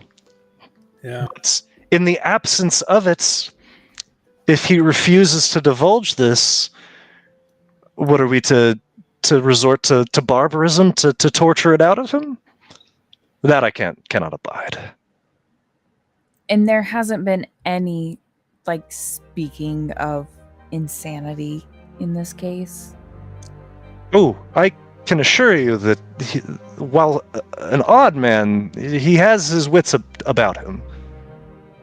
And how have you been able to investigate that he's sound of mind? He's passed the psychological evaluation from 3 independent evaluators. Were they Nemasi evaluators? One of them was, yes. Another was flood-touched, as I am. And a third was Ephigean from the Demarchy. Is there any questions of the trial that you have for us? Again, we just want to make sure you are fully informed before this evening's proceedings. I suppose Resolve has been rather tight-lipped of what it is she hopes to accomplish in the defense at this point, in that, clearly she can't assume that he's going to get off scot-free. No, that's never an assumption. I think her real goal here is just to make sure that a fair trial is run, that there isn't a conclusion that is set before the trial is even proceeding. Certainly. I will warn you that if her plan is to pull some kangaroo court antics, making a plea of insanity when all of the evidence that the council possesses indicates otherwise, that will not take her far. But if she can plant that seed of doubt that's sufficiently that to execute would be of greater harm than not, then you may stand a chance. Very good. I had no more questions for you, and I don't know, Harlow, Nosh, looking at Dion. Well, I think I just ought to let my brother speak for me, because he's the smartest man I know. Yes, Dion, you are very smart. I look at Nosh. Thank you, Harlow. That's very appreciative to you. But I think Quinn and you yourself, Harlow, have covered all of the topics that Resolve and Nosh and all of us have discussed. And I just hope that this trial will not whip the crowd up into any more of a frenzy than it seems to be, and that we can get this resolved in an amicable manner as we can. And there's no way for just us as clerks have not had any contact with him, and there's no way for us to have any pretrial contact with him. Resolve can petition, but as I understand it, he has rebuffed her request to meet for counsel. Yes, we heard her say that he had rebuffed her quite strongly the first time. We were hoping with the assistance new individuals that maybe he would be open to speaking. More communication, because like you said, we would like, even though there's a confession, I know we've heard from her that we would like to understand, Certainly. figure out what happened. So thank you.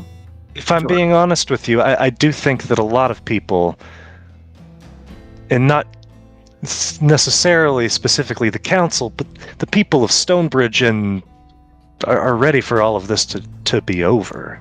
Yes, it's And- definitely blown out into a quite large of a kerfuffle across Stonebridge and farther beyond. I feel that it is. Oh, have you heard of the riots that Mm-hmm. are breaking out on the west? We've heard of them. Thank God for the Grove Wardens in their bridge. Otherwise, we would be overrun by riffraff. We would indeed. We'd be far more overrun, and this trial would probably not even take place if that riffraff were to come here. So, thank God for them, and thank you, Joy, for your time today. I know we all appreciate you taking a moment to speak with us regarding the trial as we continue on. We will speak to the other members and make sure everyone is aware. I think Resolve may have made a mistake. You really ought to speak.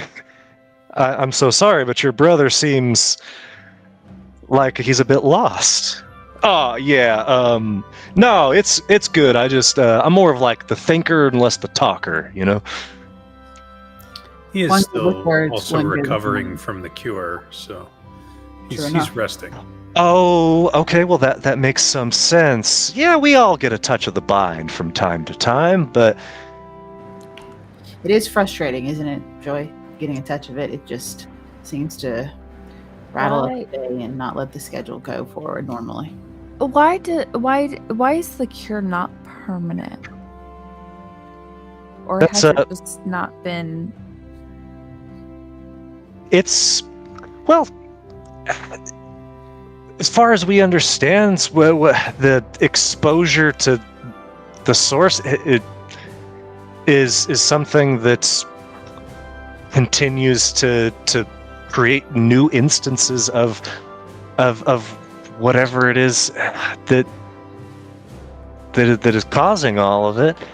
It's more of a less of an inoculation and more of a removal of Mhm. of the malady.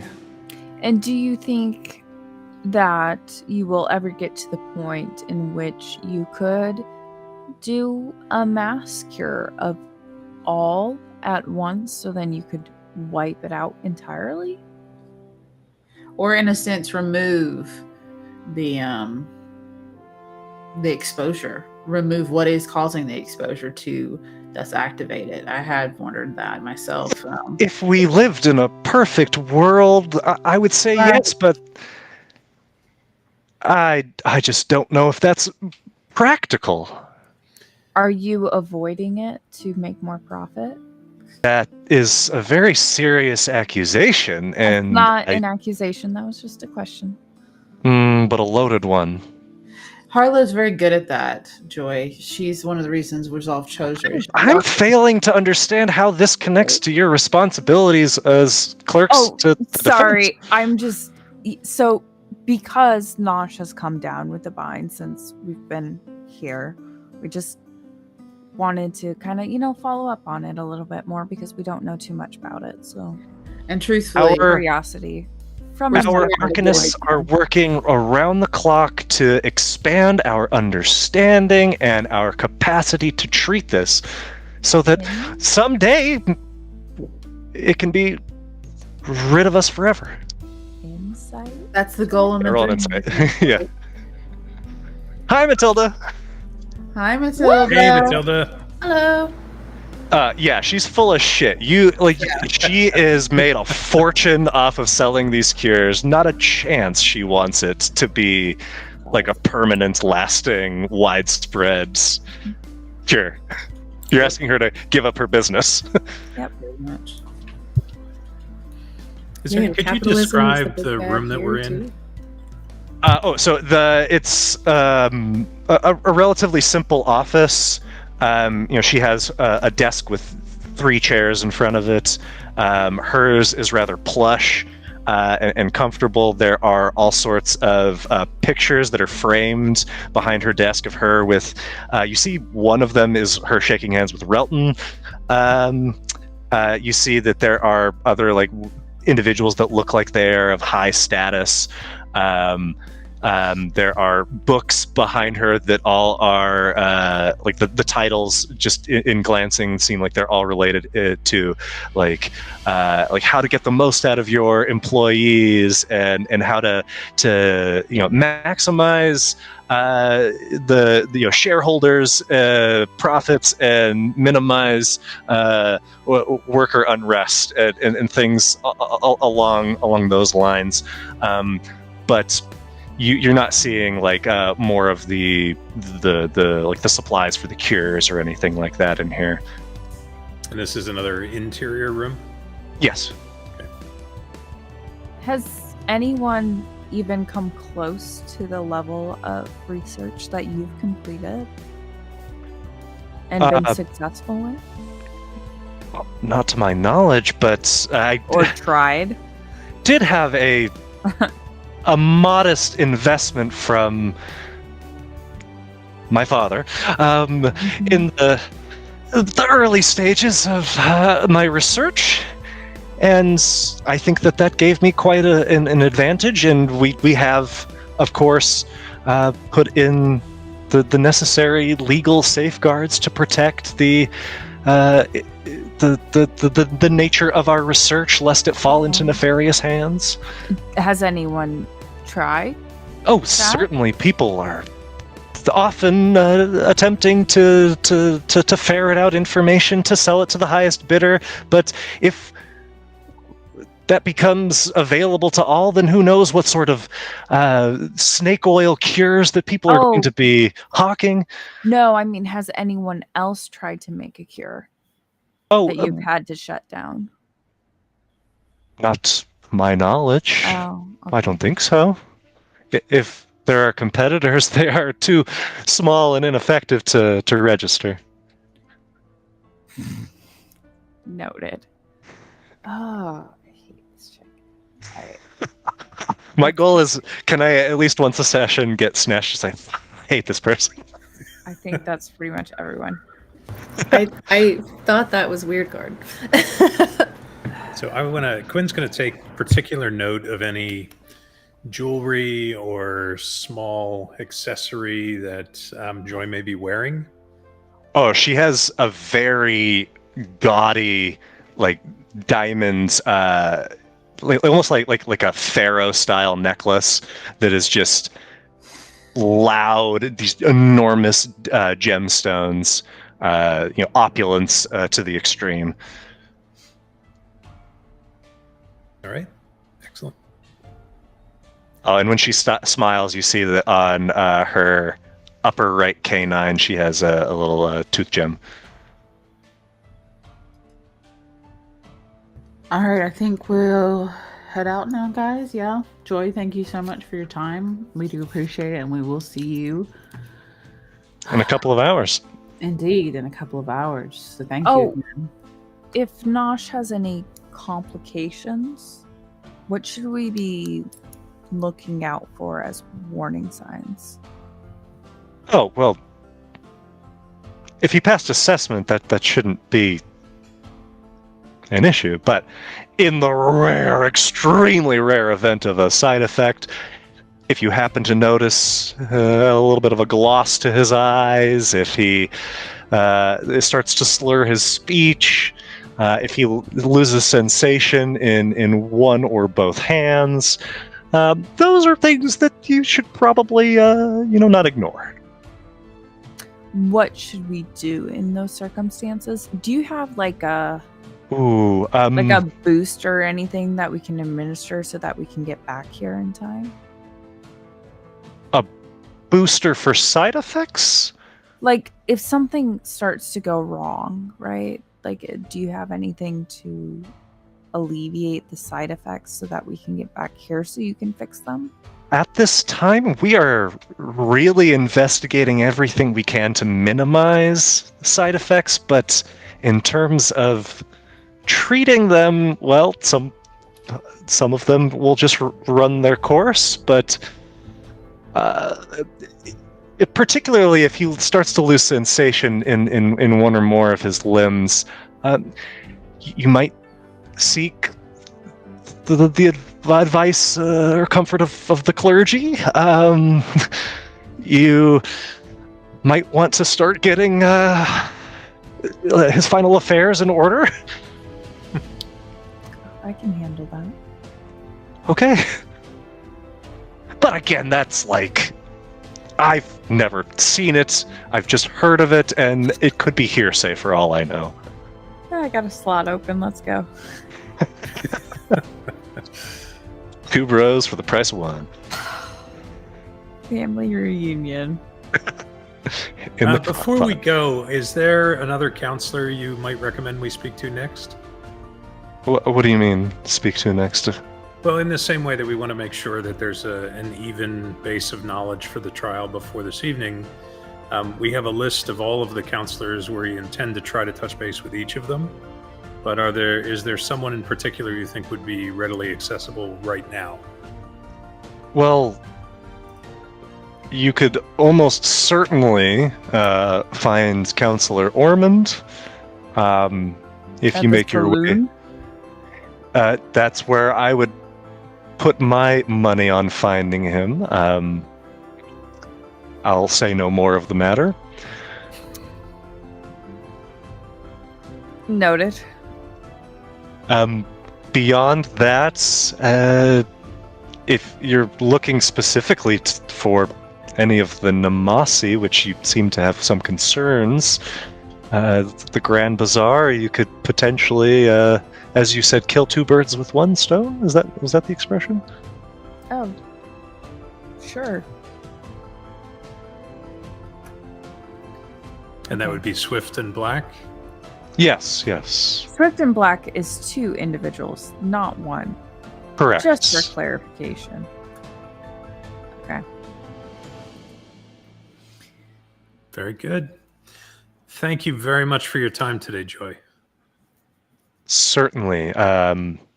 Glad that we could clarify things for the sentencing, and that sounds like Resolve really found some good folks to work for her. I still don't understand quite how you fit into this, and points to Quinn and Catriona. But, Security and research. I see. I'm you mostly you a do note seem to be taker. learned. Yeah. You were worried about all the riots. Well, I'm here to make sure that's not an issue. Certainly. Well, I thank you for your service. Kitty. I really must get back to my work. Important things. Oh, yes, you seem so busy. Yes. Thank you. And she's very clearly ready for you to leave. How far is her office from the front desk? She is up on the 4th floor. Okay. And so she's like, if you're trying to, I guess I don't know what your goal is here, but yeah. So she's the 4th floor and maybe another 50 to 100 feet deep in the building. Okay. I thought we had gone back down to the 1st floor. Gotcha. Mm. Okay. Oof. Do we have a guide leading us back out, or we're? Oh yeah. If you guys are ready to Are we leave, they being wouldn't escorted? just. Yeah, they're not just gonna give you free reign. Sorry, Quinn. All right, and I think we're just headed out, right? Yeah. Okay. Righteous. Dion, how do you feel? Yeah, Dion, how do you feel? I feel great, Quinn. It's been a marvelous experience. I kind of want to go to the bazaar. Nosh, how you feeling over there? Oh yeah, no, I'm feeling good. Like I feel like myself. No glassy warm. eyes, shaking hands. Want to go on a murder spree? Does that look shaky to you? No, Can you look we- normal. Hell no. Look him over and try and see, like, Because before it was obvious that Mhm.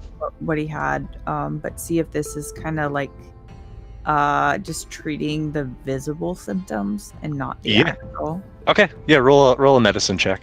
I'm gonna guide myself. Medicine, where are you? Oof. So he, with that 19, he definitely doesn't seem to be exhibiting any of those side effect signs. His tremor is gone. He seems to have energy and to like have his wits about him, but considering the strongest evidence that you've had has been upon autopsy, it's tough to know internally what has occurred. Bra, climb in there. I'm sorry. Okay. You want him to do what? Wait a second. You know how he climbs in my mouth? that's different. Oh. That's different, Harlow. You.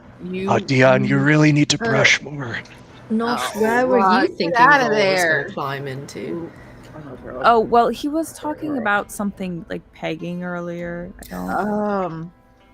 Going for 5 It was your idea. I was just like on board with it. He was saying like peg me, and I was like, we can. Yeah, I don't know. You just had to bring that up, Harlow. We could have just left that back in that alleyway and never discussed it again. Well, unfortunately, she did bring it up, so we are going to discuss it again. I'm gonna watch the bazaar now, and the bazaar is that way. Nosh just starts power walking in the direction of the bazaar, not wanting to talk about it. You don't want to talk about your brother getting pegged? Exactly. Thank you very much. Have a good day. I mean, I could always just cut him open, then heal him back up afterwards.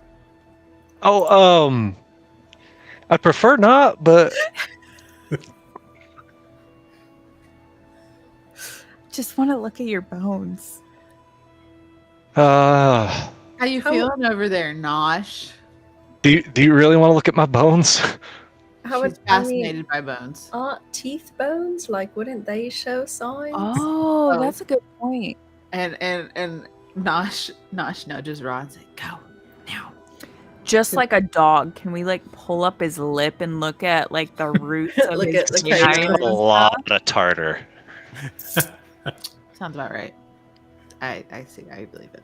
Maybe if we pull one out, we could see the root. But like these are my adult teeth. I don't want to lose them. You Don't don't worry, need that Rod many has a teeth. spare one Trust he me. can give you. Roll a persuasion check. Oh no! Oh no! Oh no! Are we actually trying to just get his teeth? Am I rolling a persuasion check or are you rolling a persuasion check? That's Oh, not no. bad, considering I have a -1. Yeah. You just need one. Yeah, Yeah, bro. and- We well, just like, need just one. like one over The there. one right here. These Um, ones are so tiny.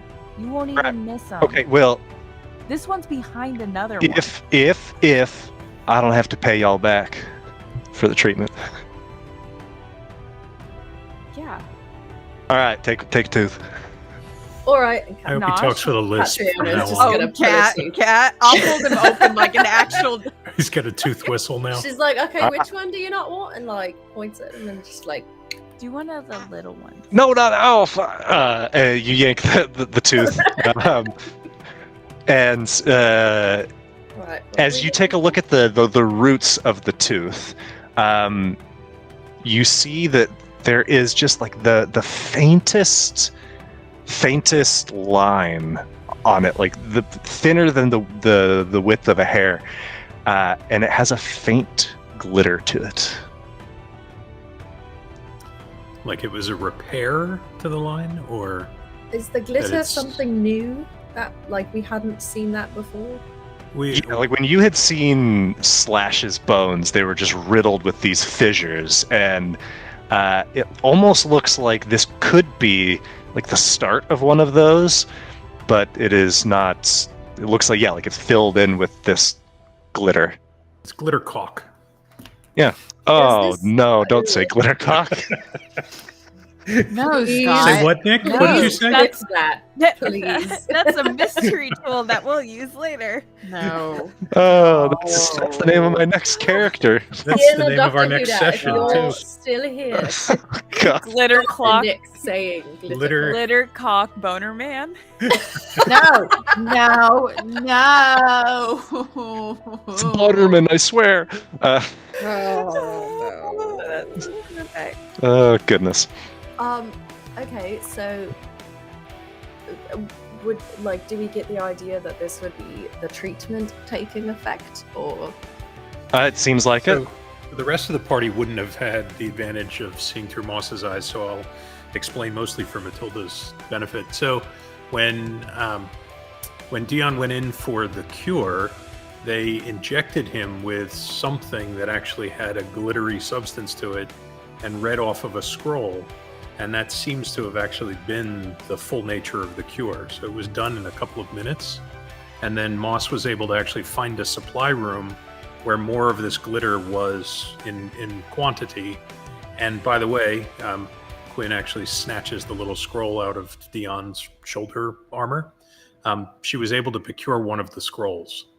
So I assume we're out of this building now at this point, right? We're in a private space. Yeah. Yes, Yeah. hopefully. I feel I'm doing the best at this, and perhaps I deserve a little kiss. And Quinn greatly reaches over, gives her a great big pet and a smooch right on the jowls. And she purrs. So it looks like this cure may be actually just repairing the damage that's been done with whatever not- this glittery substance is. Not This glittery stopping. caulk. Yes. Why? Why do you insist on calling it that? Why can't we just say So you do have the filling. spell. Canon now. It's canon. You do have the little scroll, so We all do. you would So I need- will need you a could little bit of copy time. that. Yeah, I'm going to need a little bit of time to try to understand what this scroll is. And maybe we could figure out what that substance was too. But it would certainly be good for everyone involved But if we could replicate the cure. Yeah, if you could copy down the scroll like you did with all the others, and then if we just get a lot of the glitter cork, we could.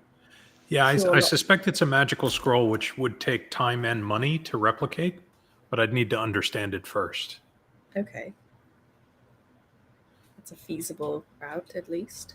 Absolutely. It gives us a huge path to a cure that we didn't have before.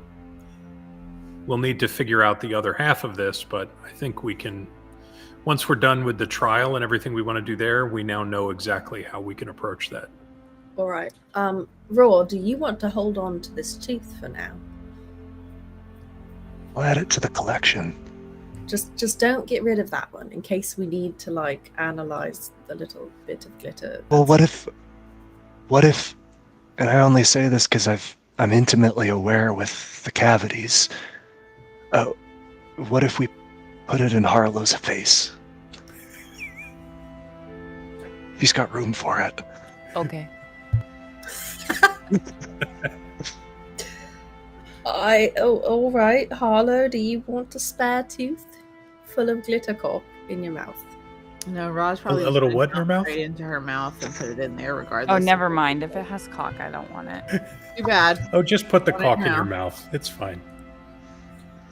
This Harlow this is prefers Harlow's other not into that. proclivities. She Oh, swings a it's different completely different direction. conversation. But yes, Sorry. you've got this, Carlo. I'm incredibly proud this all sprouted without me. We're glad you're proud of us of being just as great. Almost in your honor. Yeah. Thanks, guys. Okay, so we're going to find more counselors, or what are we doing? Let's go to the bazaar and try and find Swift and Black. Right? Okay. And then I feel like, didn't you want something from the bazaar too? I wanted to try and find somebody to fit the gem. I think that was at bazaar. I think that was Bazaar. Yes. So we can fast forward then. The probably 30 minutes that it would take you to travel from your current location down to the bazaar. When you arrive, you see that it is a sprawling and lively expanse. There are all manner of tents crammed close to each other. There are open air exhibitions of various products. There are warehouse edifices that are moving product to and fro. People are barking out prices and haggling.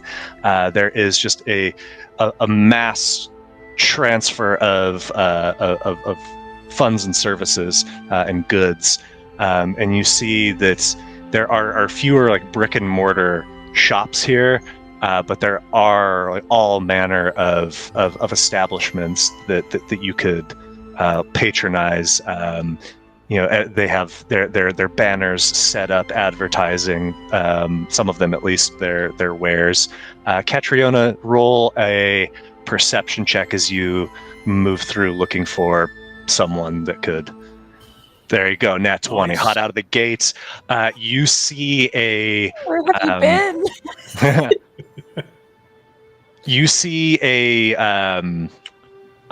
banner that has a 7-pointed star. It's not within the pupil of an eye, but around it written is something that you wouldn't recognize, but Quinn would be able to translate as Starfall Supply and Exchange.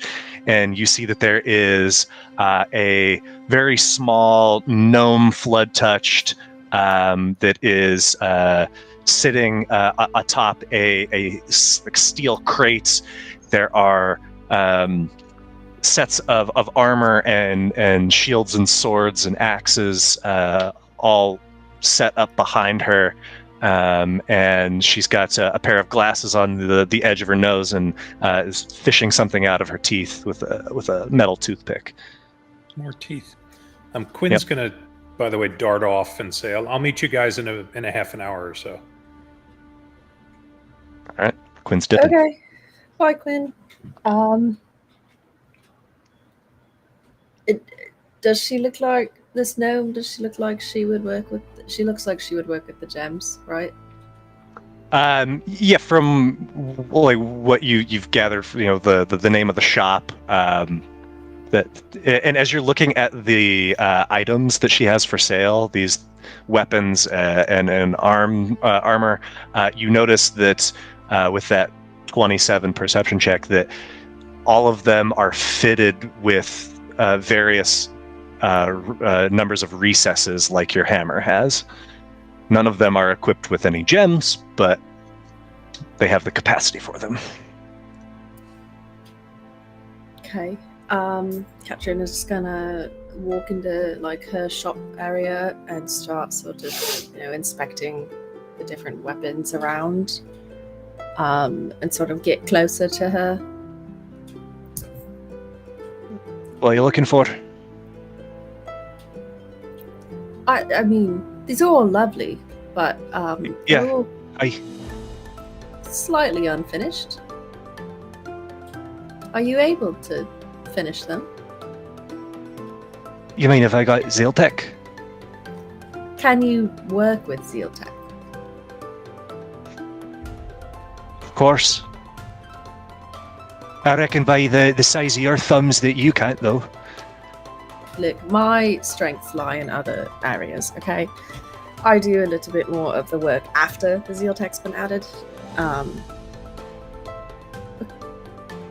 Are you looking to purchase? No, actually, I'm looking to hire your expertise, I guess. I've got... She, pulls out her hammer. Right. Yeah. Yeah, I'll buy it. I'm not selling. Your loss. Okay. Can I buy your services to add to this one? And I'm going to tap the little spots where the... Aye. Go. Got a consultation fee. Of course you do. Be a shite salesman if I didn't.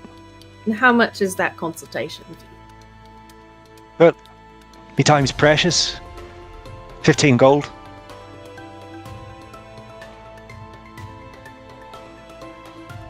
Yeah, all right.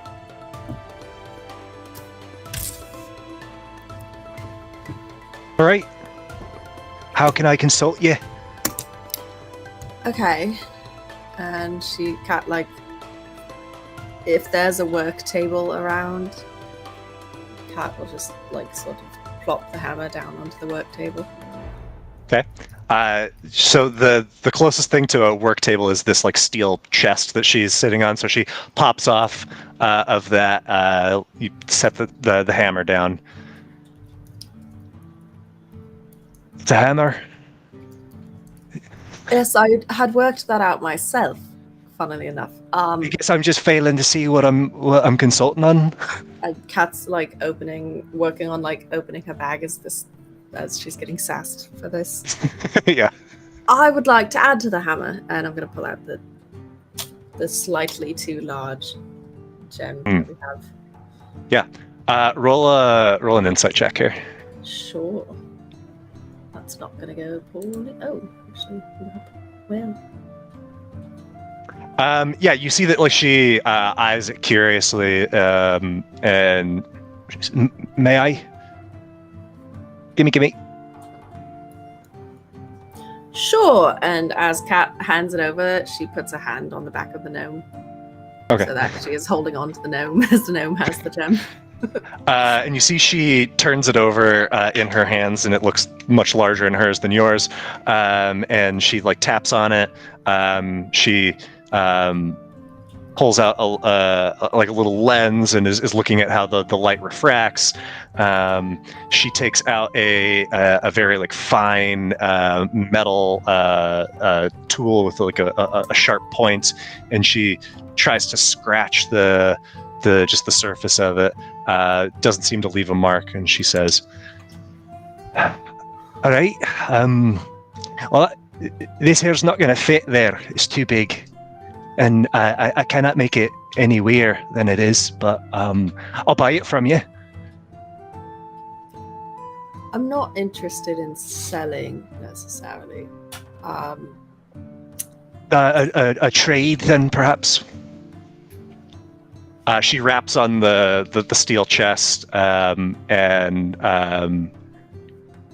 she kind of gestures at the hammer. You mind moving that? Sure.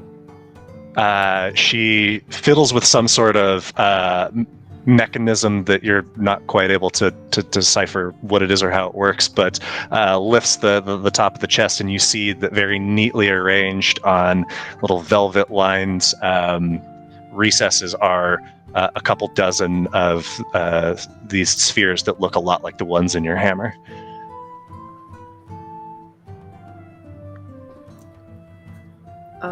Okay. So I could take a crack at it, but the reality is that if I take anything off it, it's one of two outcomes that I could predict. One, it's going to go boom, and that's not going to be good. Two, it's just going to lose all of its magical essence, and that's not good either. Finicky things once they've been formed. But this is old. Where'd you come across this? Matilda was just about to ask. This was from the caverns, right? This was this sphere was from the basin of the where you fought like the little mouse folk spirit wardens back in right. Okay, Forhala. Yes, with the tree. Yeah, with the tree and the thorn wraith. Look, where it's from is not necessarily important. It's not. It looks like it's like a prototype or something. It's awful old. Well, yes. Well, so am I. Ha! Aye. Like I said, where it's from is not important. Could you tell what it would be able to do if it were to fit? Like, can you figure out what it would add to the hammer if it were to be able to go in?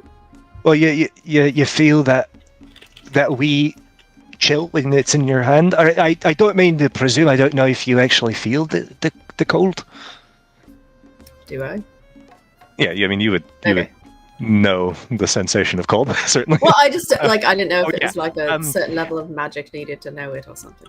As she mentions that, and perhaps it's because it's like the degree of cold is so low compared to like the cold of your ice shield and ice claws that it didn't register until she spoke it into the ether. But yeah, you do see what she's talking about.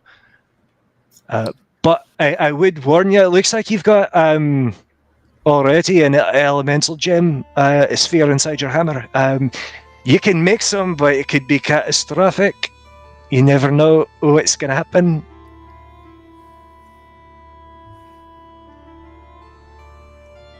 Is there Could go boom. Well, yes, it seems like that's what you're saying everything is gonna do. I was saying it could go boom. Look, most things could go boom. Aye. Including glittercock. Including critical. Just waiting for it. Is elemental different than just like Zealtech? Is it like a specific subset? Are you asking her or are you asking me? I suppose you. So these Zealtech spheres, like there's different classifications of them. Like the one that does the thunder damage, The that's Sonic like is elemental. yeah, that's an elemental. Okay. Like ones that are going to add like a damage bonus like that. That's like what she's talking about. Okay. Look, boom is worst case scenario. It could just nullify, but it could even amplify. Who knows? Okay. If you want a wee cold stone, I've got one. I trade you. Yes, but I mean, this, as you've pointed out, it's quite a bit bigger than the little wee ones that you have. Aye, but I mean, are you saying that just because something's small that it ain't worthwhile? No, I'm saying there's probably a correlation to size here. Aye, we do 2 for 1. Yeah, I'd be okay with that. All right. What do you want? What is available? And so she shows you, talks through what each of them will do, and so she has on offer. Some of these are like the ones that'll add damage. So she's got one that will add fire damage, an ember sphere. She's got she has 2 sonic spheres, like the one that you already have. She's got a spark sphere that adds lightning damage. Beyond that, she has a lot of spheres that are in the skill classification. So they, if added to a piece of equipment, grants the person attuned to it proficiency or expertise in a skill. She's got a whole range of those. She also has a couple that she doesn't even tell you what they are. She says, "Nope, not gonna part for those for a 2 for 1. Too rare, too nice." Would you part with one of those for a 1 for 1? I could, mate. So what do they do? What makes them so rare? They're awful expensive. They're awful difficult to make. Not that I make them myself, but so the stones that she shows you, there's the Opportunist's Sphere, which allows you to make an opportunity attack without expending your reaction. The other is a Keen Sphere, which expands a weapon's critical hit threshold to 19. And the last one is an Attunement Sphere, which she says, if I were to part with this, I'd need you to kick in some gold as well. And what does it do? Well, it frees you up. And so the attunement sphere negates the attunement requirement of an item that it is added to. Amazing. Matilda is very happy about that idea. Always looking for more attunement slots. Okay. There's a joke there. Well, make it, coward. Needs a free hole.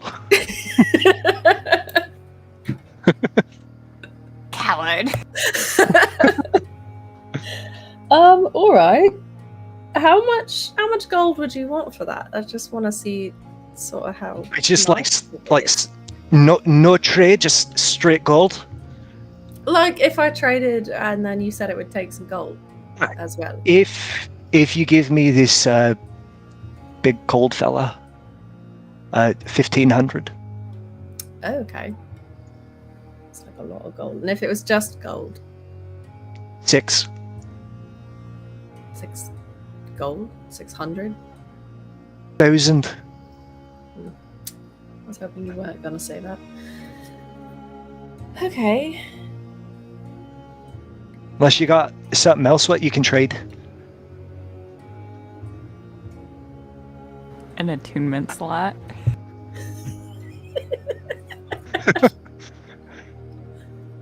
Is Harlow just pimping Cat out for gems now?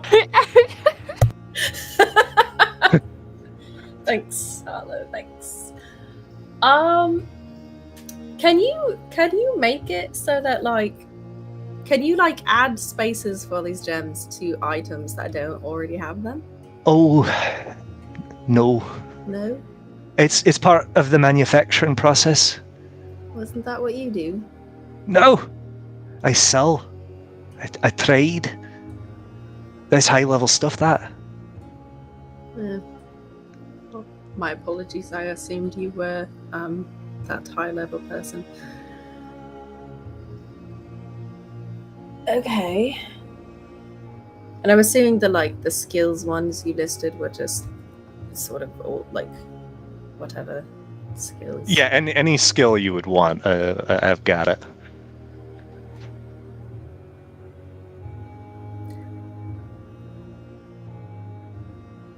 Yeah, so it gives you proficiency, but if you already have proficiency, it would give you expertise.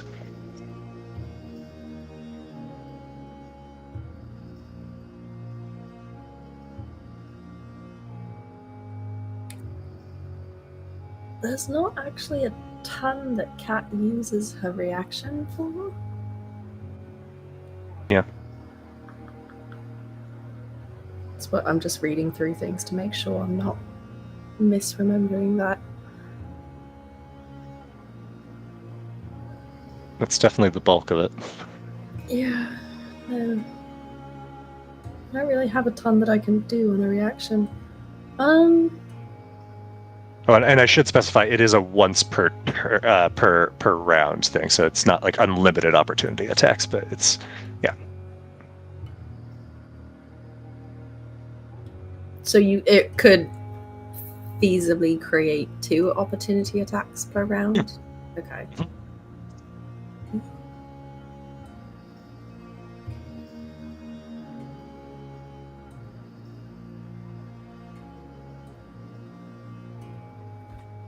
I don't know, guys, do you have an opinion? If you want to sell that dunamis bead to try and get you closer for the attunement one, I don't know if that could help you. If you really want that attunement gem. I think I'm between the opportunist and keen right now, because we do not reasonably have anywhere close to the attunement gem money. So Yet. Fair. Yes, once we disrupt the shalebind cure industry, That's right. then we can maybe come back. I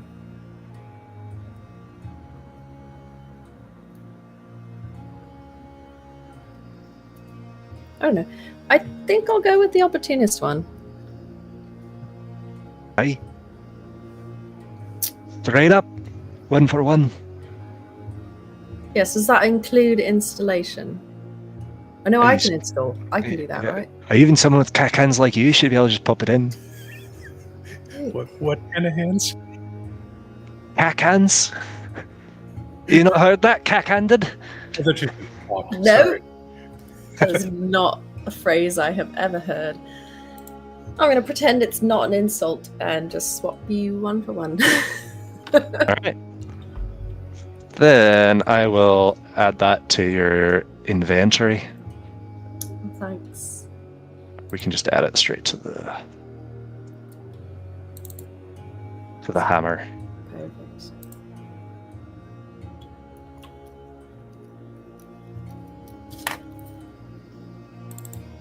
Well, it has Thanks. certainly been an experience doing business with you. Hopefully I can come back sometime soon. Yeah, I mean, I'll be here. If you find any more of these, I'll definitely buy them or trade. Just out of curiosity, how much would you have bought that for? I'd have given you free for it. It's too late now.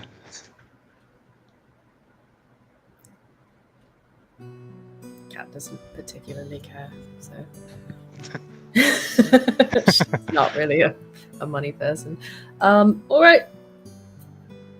Well, we're off to other things. Hopefully, next time I see you, I can get some more of your wares. Good on you, rock woman. Cat reaches down to shake hands. Yeah, and she daps you up. Long and complicated. Amazing. All right, off we go. All right, so what has Quinn been doing in the 30 minutes that Catriona's been haggling? Pickpocketing, of course. Okay. He has set up his little illusion ruse near wherever he can find as a shop or stalls that would attract very wealthy individuals. Yeah. Okay. So go ahead and you're gonna roll a perception check for Moss. I remember her name. And you'll roll a oof. Yikes. Roll a stealth check for you because we're just gonna combine these numbers.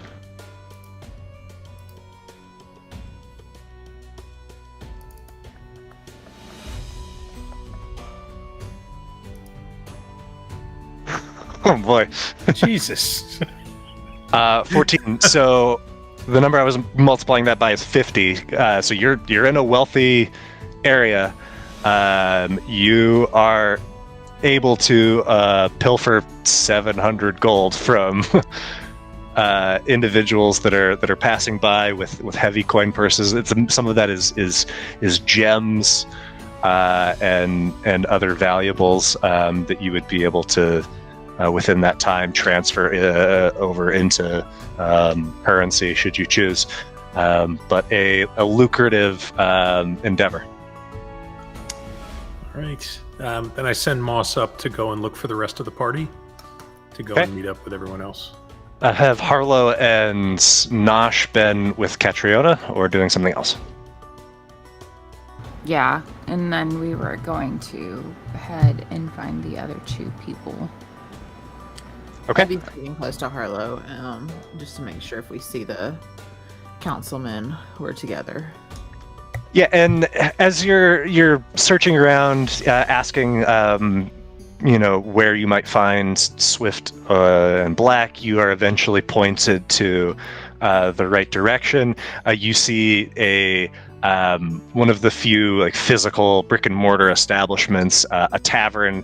There's no sign or name at the front, but based on the people that are hanging around and what you can see through the dusty windows, it's clear that That's what that is. And inside, you would see an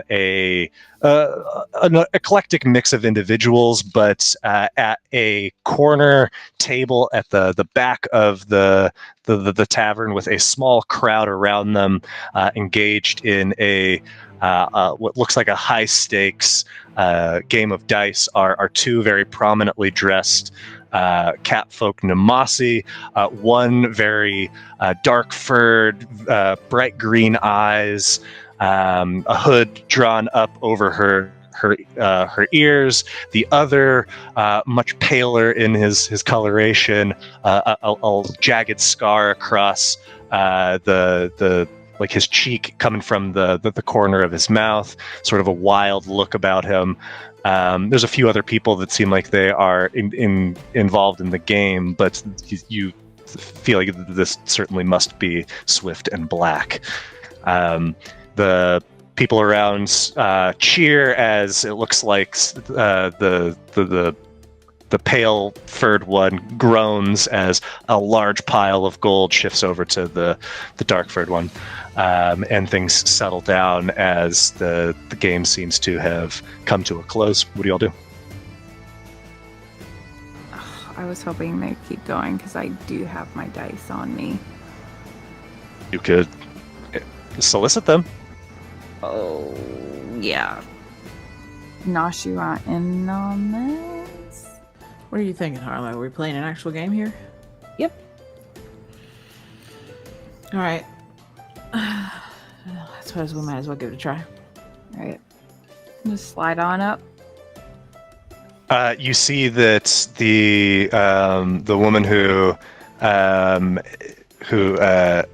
was collected the gold there, it was just about to sit up, but sees you slide in, just kind of looks you up and down. You rolling? Yeah, how do you play? Oh, well, as challenger, you named the game. Oh. Shit. Pull out my Blocksters. Yes! Okay. You pull out a Blockster? Yeah, and I slide. I'm gonna pull out Buddy and I'm gonna slide over my little tree dude to Nosh. All right, sounds fair. I'll take it. Okay. And she says, Blocksters. Okay. What's the wager? Conversation. Oh, boring.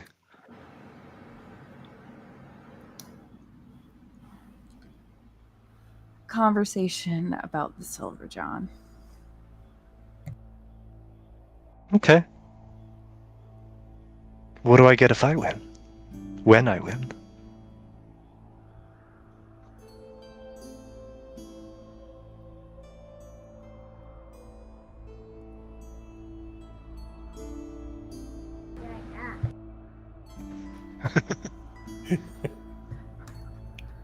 Sorry, my 3-year-old woke up.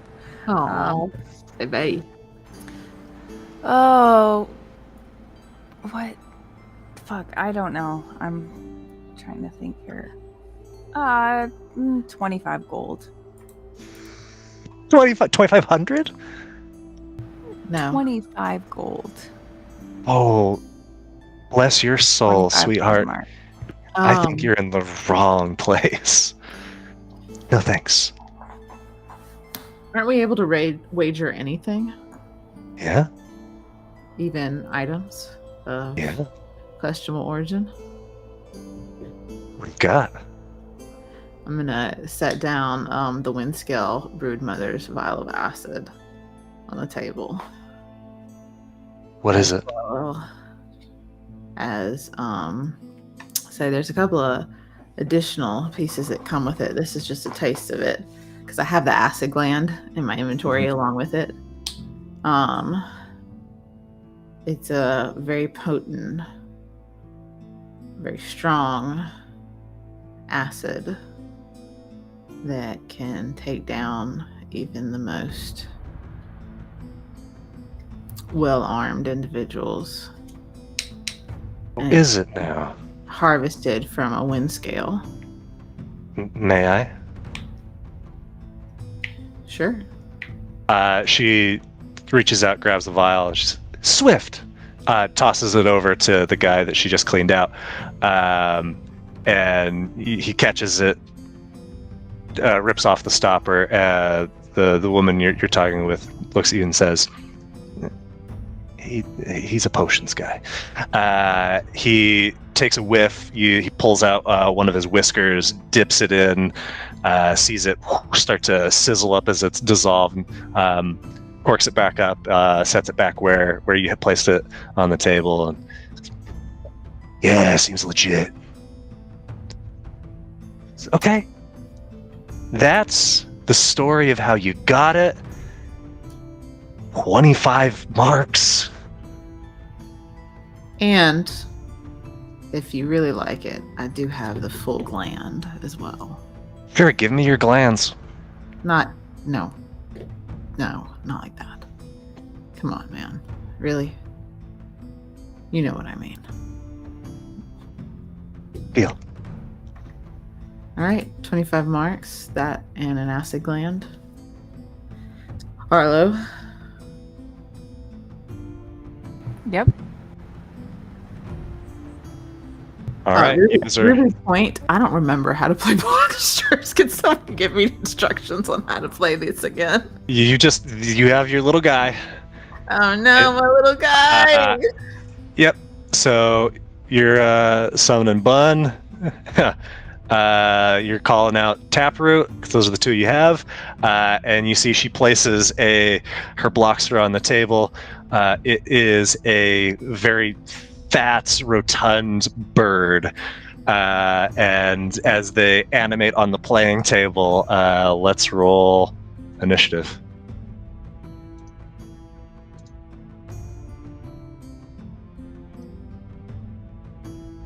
That's not its name. Its name is...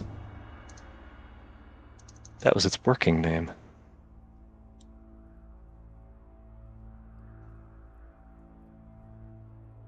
Ruby, are you able to roll for that one? Oh, there we go. All right, then let's begin. You are first, Ruby, with Taproot. Okay. Okay.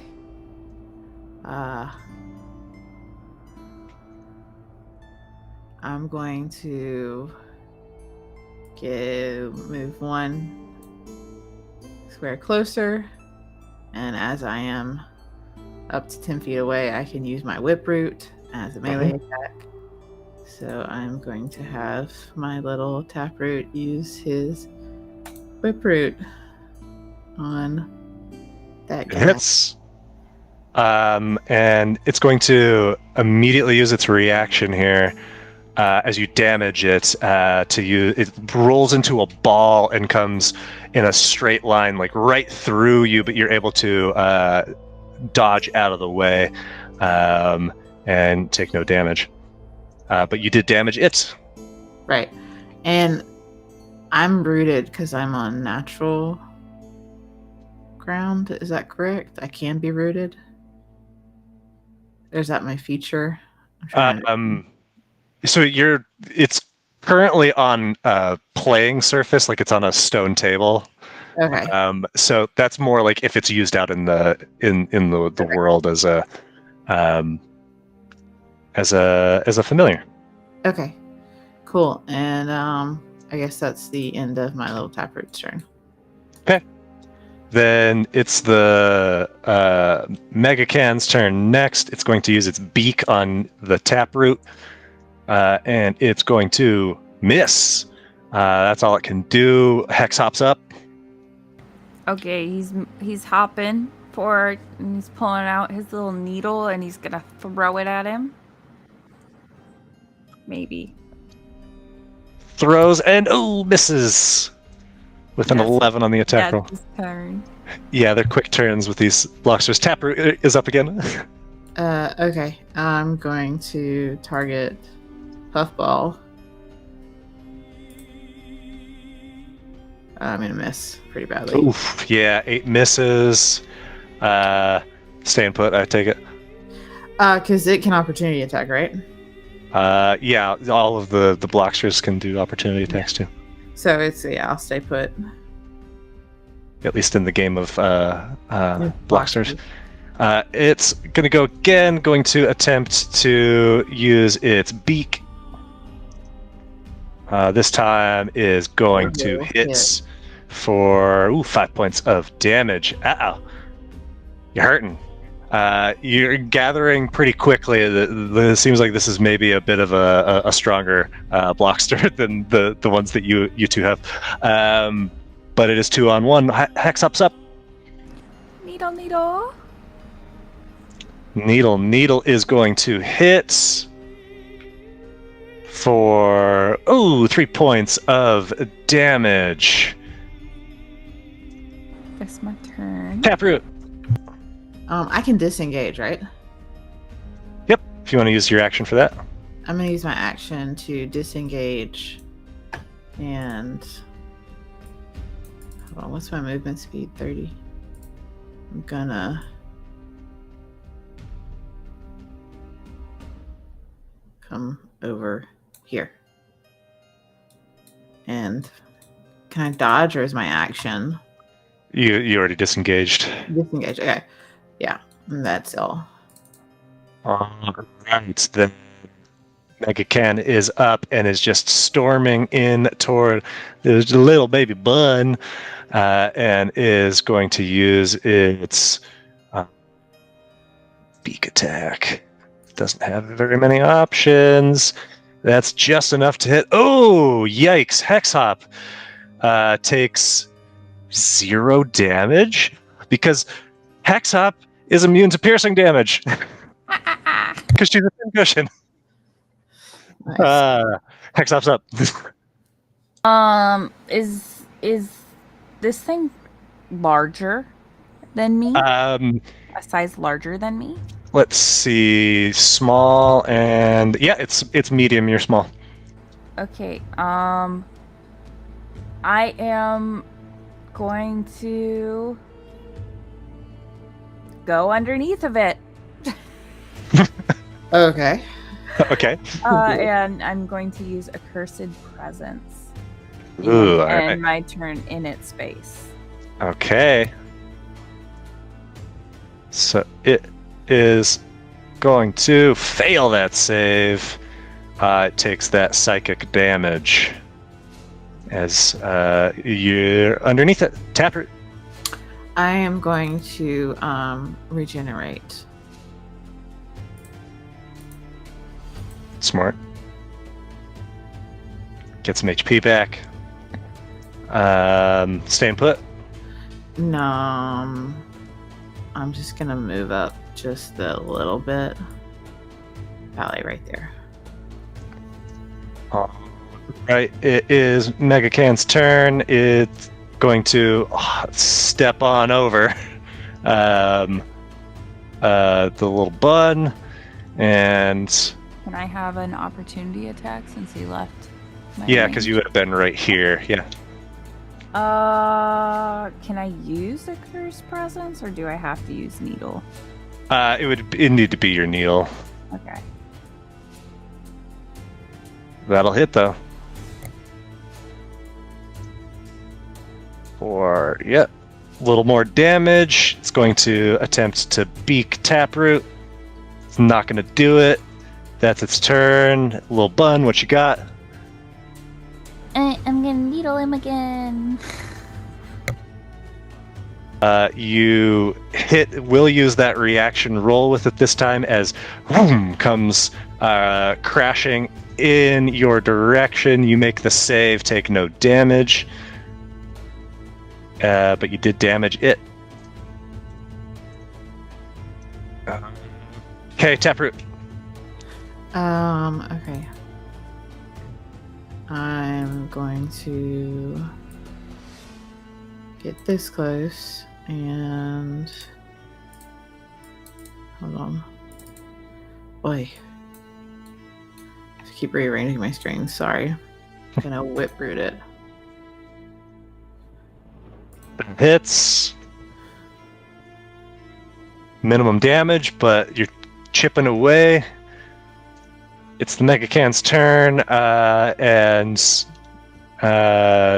not gonna. She wouldn't have it attack the thing that's immune to its beak, and instead attacks you. Misses. Back to the bunny.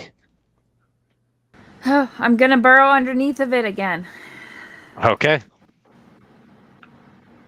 That's max damage. Oh, but it succeeds on the save. No damage. Back to Taproot. Okay. I'm going to just attack it. Okay. That hits. A little bit of damage.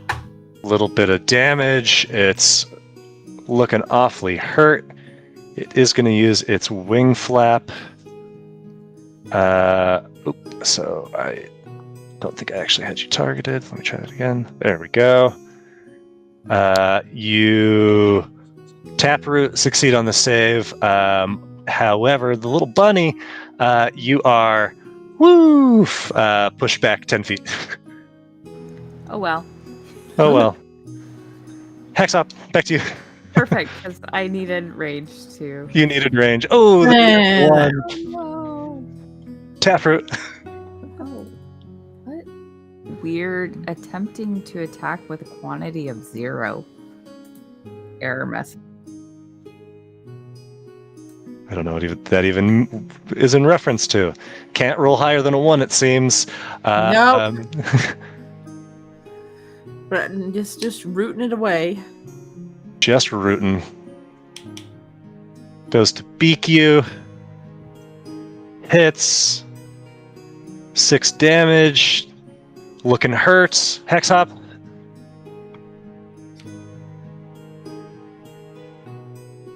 Needle hits this time. Is going to use its reaction to roll through you. And this time you do get damaged, but it's okay because this thing is on the verge of defeat.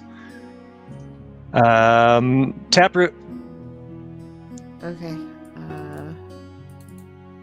Ooh. And target, right? And with the hit, doesn't matter what you roll, it had 1 hit point left, and you see the stone just seizes up and becomes inanimate. You have defeated my Blockster puzzle. Blocksters rule. Okay. Blocksters rule, return to the Blocksters. And so you see she nods her head, says, that's a close one. That was fun. I haven't played Blocksters in ages. It's good pastime. It's ours now, though, right? Because that's just the rules of Blocksters. Well, we didn't say we were. Yeah, we didn't Joking. create that. We were going to ask questions. I've had this since I was a kid.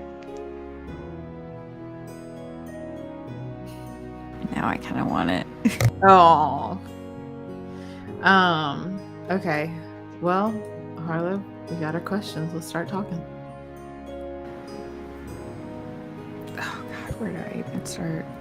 I don't even know. Hey, Quinn. Where's Quinn? Quinn's not even here. Damn it. I don't Ran even off. think I found you guys. Oh gosh, Quinn had all the information. All right. We have all the information. What are you talking about? This might be somewhere up here. My brain's a bit tired. Oh, yeah, because we're tired. We're both very tired, so we're both like, what did we want to talk to this person about? Well, to give you a chance here to think, Quinn, after sending, doing your pickpocket routine with Moss, you said you sent her up. Yeah, just to scout around and see if I could find the rest of the party. Oh yeah, you would have been able to find them and rejoin the crew because they were there haggling over gems and studying them for some time. Okay. So was I able to actually see the Blockster battle? Yeah, so you would have been there for the Blockster battle. Okay, Sure. cool. You guys get 2 more of these, and the whole team can get involved in a melee. That would be fun. All right.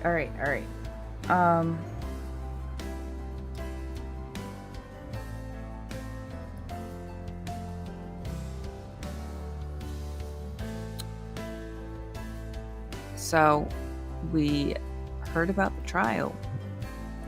Well, yeah, you and everyone else in this world. And so what? You want the inside scoop?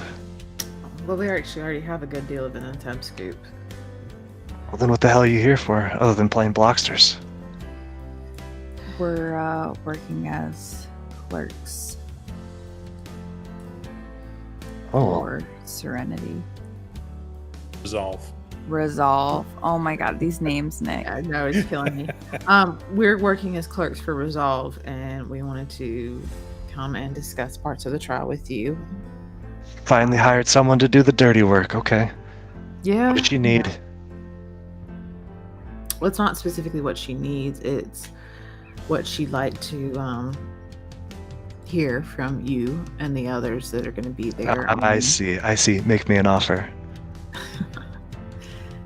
Well, I don't think I have that kind of power, even if I do have her consent to be here speaking to you regarding this trial and the situation. It's more of we were sent to ferry out and vet out where you are regarding the trial and what your thoughts are regarding the final decision of...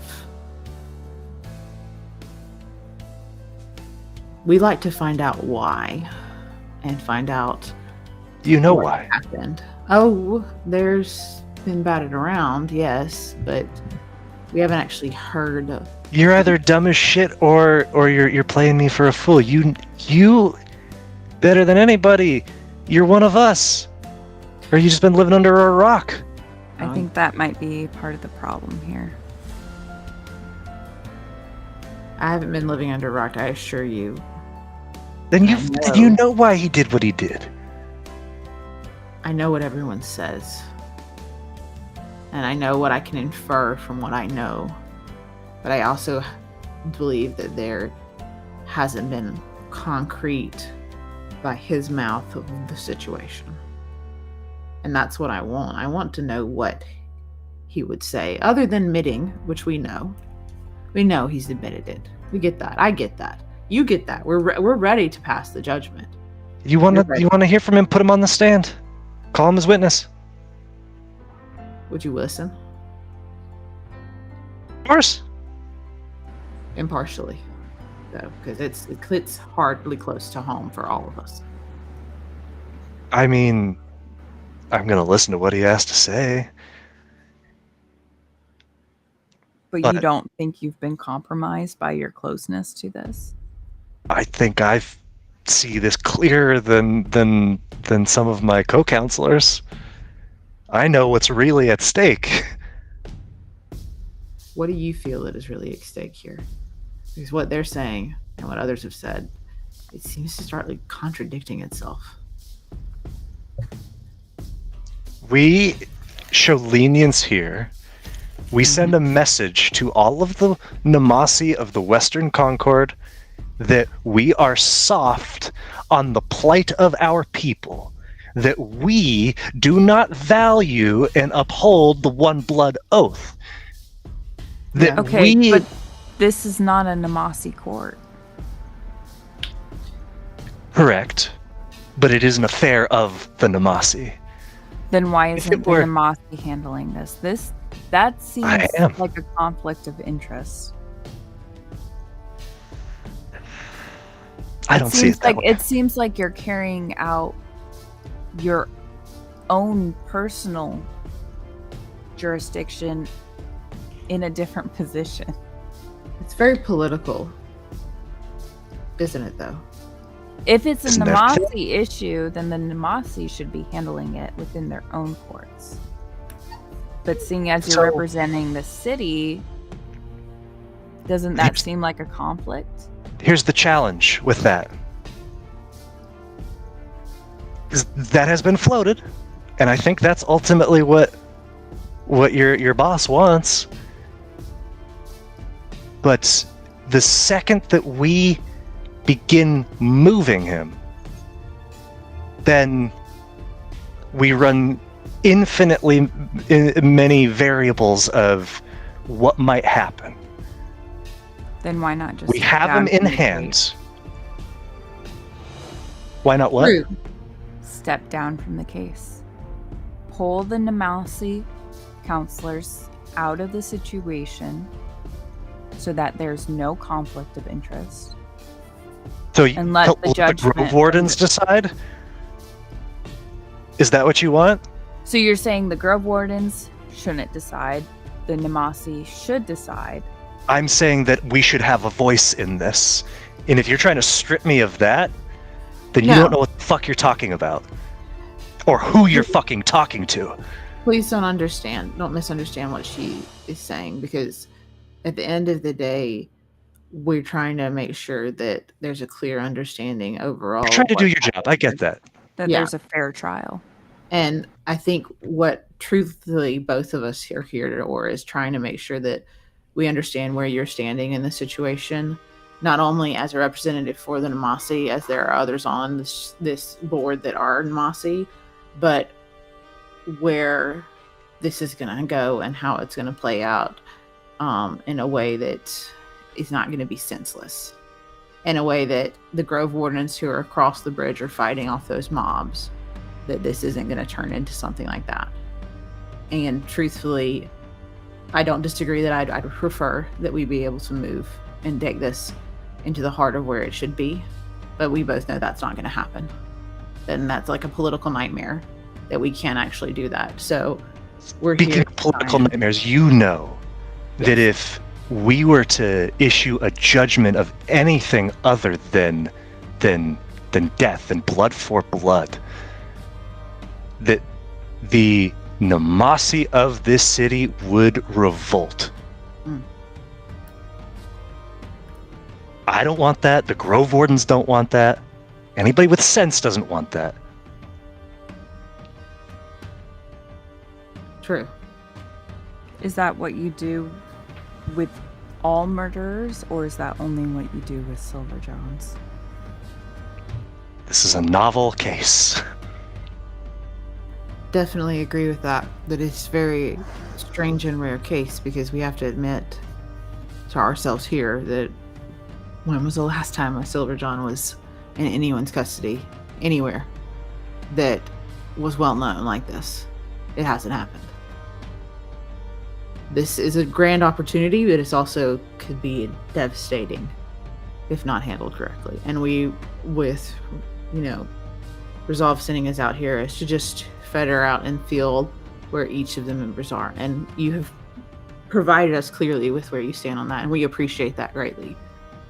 We appreciate, you being very candid with us on where your opinions are and what you feel you're going to decide to do moving forward. And I just want to confirm with you, though, you do want to hear from that defendant what happened, and from their own words, even though they've admitted it, the guilt, yes, but the actual what they had happened to them and how it came about, even if it's a full detailed description of what actually was done to each individual in some form or fashion. Having that, do you believe that is valuable to your final and true judgment in this situation? Oh, if you can, by some method or machination, extract more out of this man than we've been able to, then by all means. Okay. Harlow? What else? I feel like we covered most of the topics. I'm trying to remember if there was anything else we missed. Is there anything about this case that kind of bothers you, that seems incomplete? It seems incomplete. Yeah. Do you have any niggling suspicion that we're just not hearing the full story? Oh, of course we're not hearing the full story. Of course he wasn't operating alone. We know that it hasn't been one man wreaking havoc for all of these years. But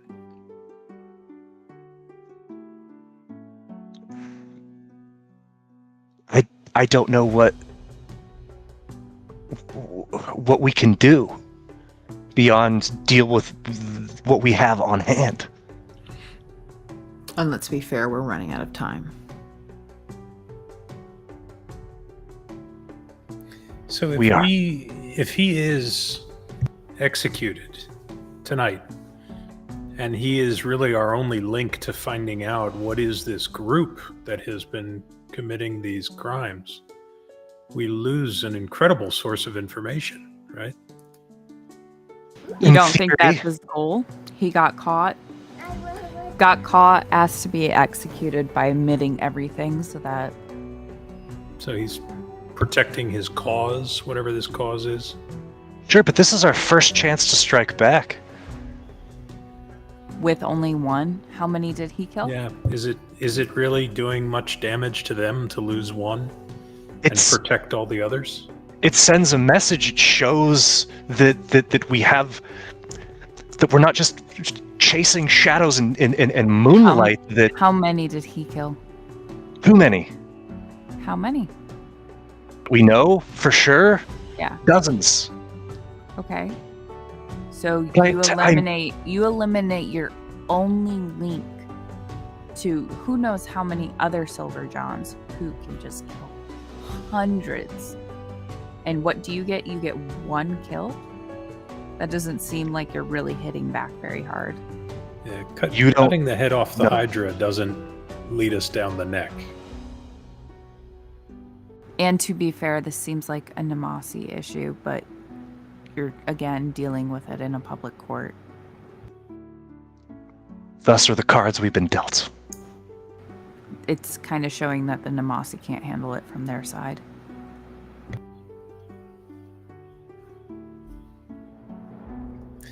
If there were some evidence that he could be used to help actually get to the source of this problem, as opposed to him being what is effectively just a small actor in this overall conspiracy, would that potentially sway what we actually do with him? Not suggesting we let him go, but shouldn't we use the resource that's been granted?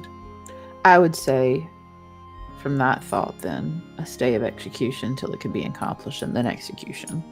But I'm not going to be a final vote. I'm merely a cleric We have- giving information. Already stayed as long as it has felt safe to do so. The West is burning. The East will be soon to follow if we do not take action. I get that it's not as neat and tidy and that we don't get everything that we want with this, but if we don't, then we get nothing and we get less than, we get loss. It's odd that you're going, that it feels like so much is riding on a trial of one individual who killed maybe dozens, while you have a plague literally sweeping through the Nemasi, killing hundreds. And then, but your priority seems to be killing him and not taking care of the people across the... We're doing everything we possibly can. The Illustrum has been hard at work in conjunction with the Proctors, Yes, developing this but cure, the revolution. the cure is only available for the rich, and it's not available for the people It's stuck on the other expensive side. and difficult, and should we just I don't know what you expect here. It's no. I'm just wondering why your priorities are so stuck on protecting the Nemasi from the Silver Johns when you have a disease in your backyard that you're just allowing to run rampant amongst the Nemasi. It is an unfortunate reality of our location. I've been assured by everyone that knows much more than I do that they're doing what they can. But if I'm being really honest here, this council it's a farce. Mm-hmm. We have no fucking power. You know who the players are in this city. It's not me. Not in any real capacity. Those greedy green fucks. No offense. Well, a little. Oh, none taken. He's not like that. You know the shittiest thing of it? It's all a lie. The bridge.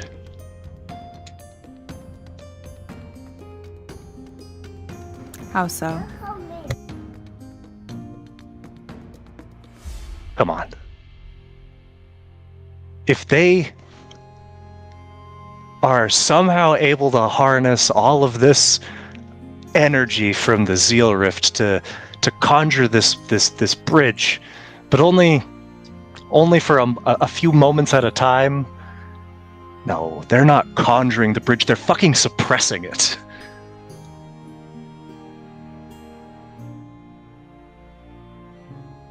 So, you want to deal with what's going on in the West, you got to take out them. And unless you have an army, unless you have a bottomless purse, then good luck. So yes, we play theater here in court, dealing with what we can. Bread and circuses. So if what's necessary at the moment is to appease the crowd, and they get their pound of flesh with the execution of this Nemasi Silverjohn, if that were to happen by all appearances, but buy us the time that we need to do further investigation with this resource, would that quell the need of the moment? Could we effectively fake the execution and steal away this resource somewhere, continuing to keep him captive and safe, but where it would give us the time that's necessary to really get the information needed to go after the larger organization? I like the sound of that. I think it would be tough. Well, you are a voice on the council, whether you believe you're powerful or not. You know, your cooperation and coordination could be key to allowing us to do something like that. Do you know of anyone else on the council who might have similar opinions? I mean, Swift will vote however I do. The Grove Wardens, they're not gonna be swayed. So that's two automatically. The chief counselor, Sage, he is Relton's man through and through, as is Ormond, and with the others, Albrights and Ironbeck. Ironbeck is really ingrained in the old Nemasi families. I feel he is tough to sway. Albright, maybe it would be your best bet. I don't know that we need the counselors to vote innocent. I think what we need is some ability to go along with a ruse. Correct. To sway the method of execution in a way that could be in somewhat fabricated. You better come up with a plan. You better come up with one fast. Well, that certainly is something for all of us to consider. I think for the good of the Nemasi people, it would make sense for us to have more of an opportunity to work with this individual. They're the only ones that know the deeper story. And if they're unwilling to talk in the next few hours, which assuredly they are, we need more time. We owe it to the Nemasi to take that time. As a person who knows what this really means, I agree. I've met this man. I have done terrible things to this man in an attempt to get him to speak. I don't know that he can be broken. Maybe it shouldn't be a Nemasi speaking to him. There's been others. Not just me. I think You think Has there- Rowan didn't have his crack? Has there been anyone actually acting in his true defense to speak to him? Not appointed defense. Someone who just volunteered for the job? No. Maybe We- that's what he has no- means. Known allies, at least none named. Maybe he needs someone non-associated with the council completely.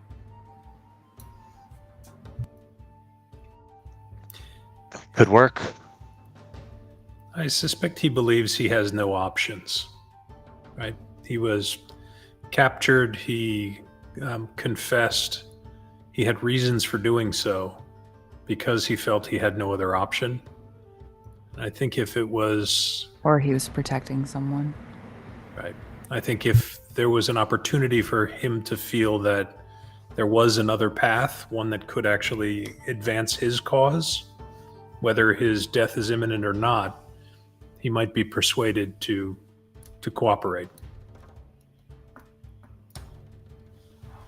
I think you're right. I think it's going to be tough. Should I know more details, or should I go into this blind? As far as the trial and all of the actual logistics of the trial itself? Well, yeah. I mean, that's all theater.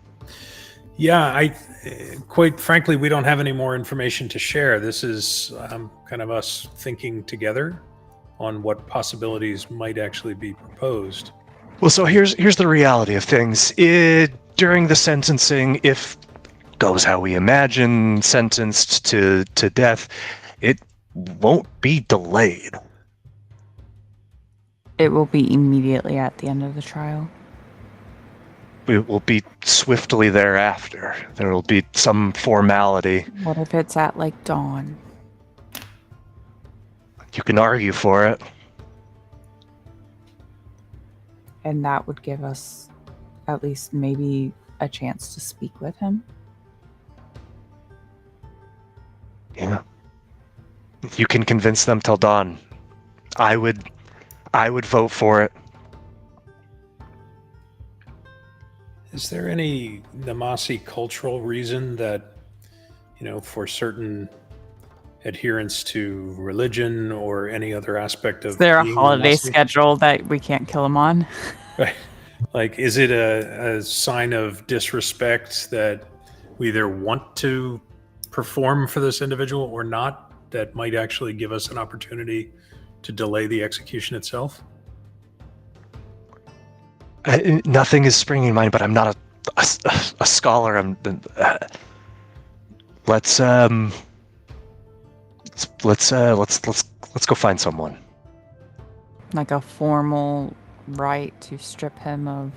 If anybody has a trick up their sleeve, it'd be Fang. Let's go. Okay. All right. We don't have time, but we gotta find it. And you see she pops up and just nods at Swift, and who's been present but not really jumping in. And the lot of you are on your way with great urgency. As it is now 12 o'clock, this is probably a good place for us to pause, as we got some planning to do, or you all have some planning to do, and we'll see what becomes of all of this next time. Awesome. Awesome. Cool beans. Thanks.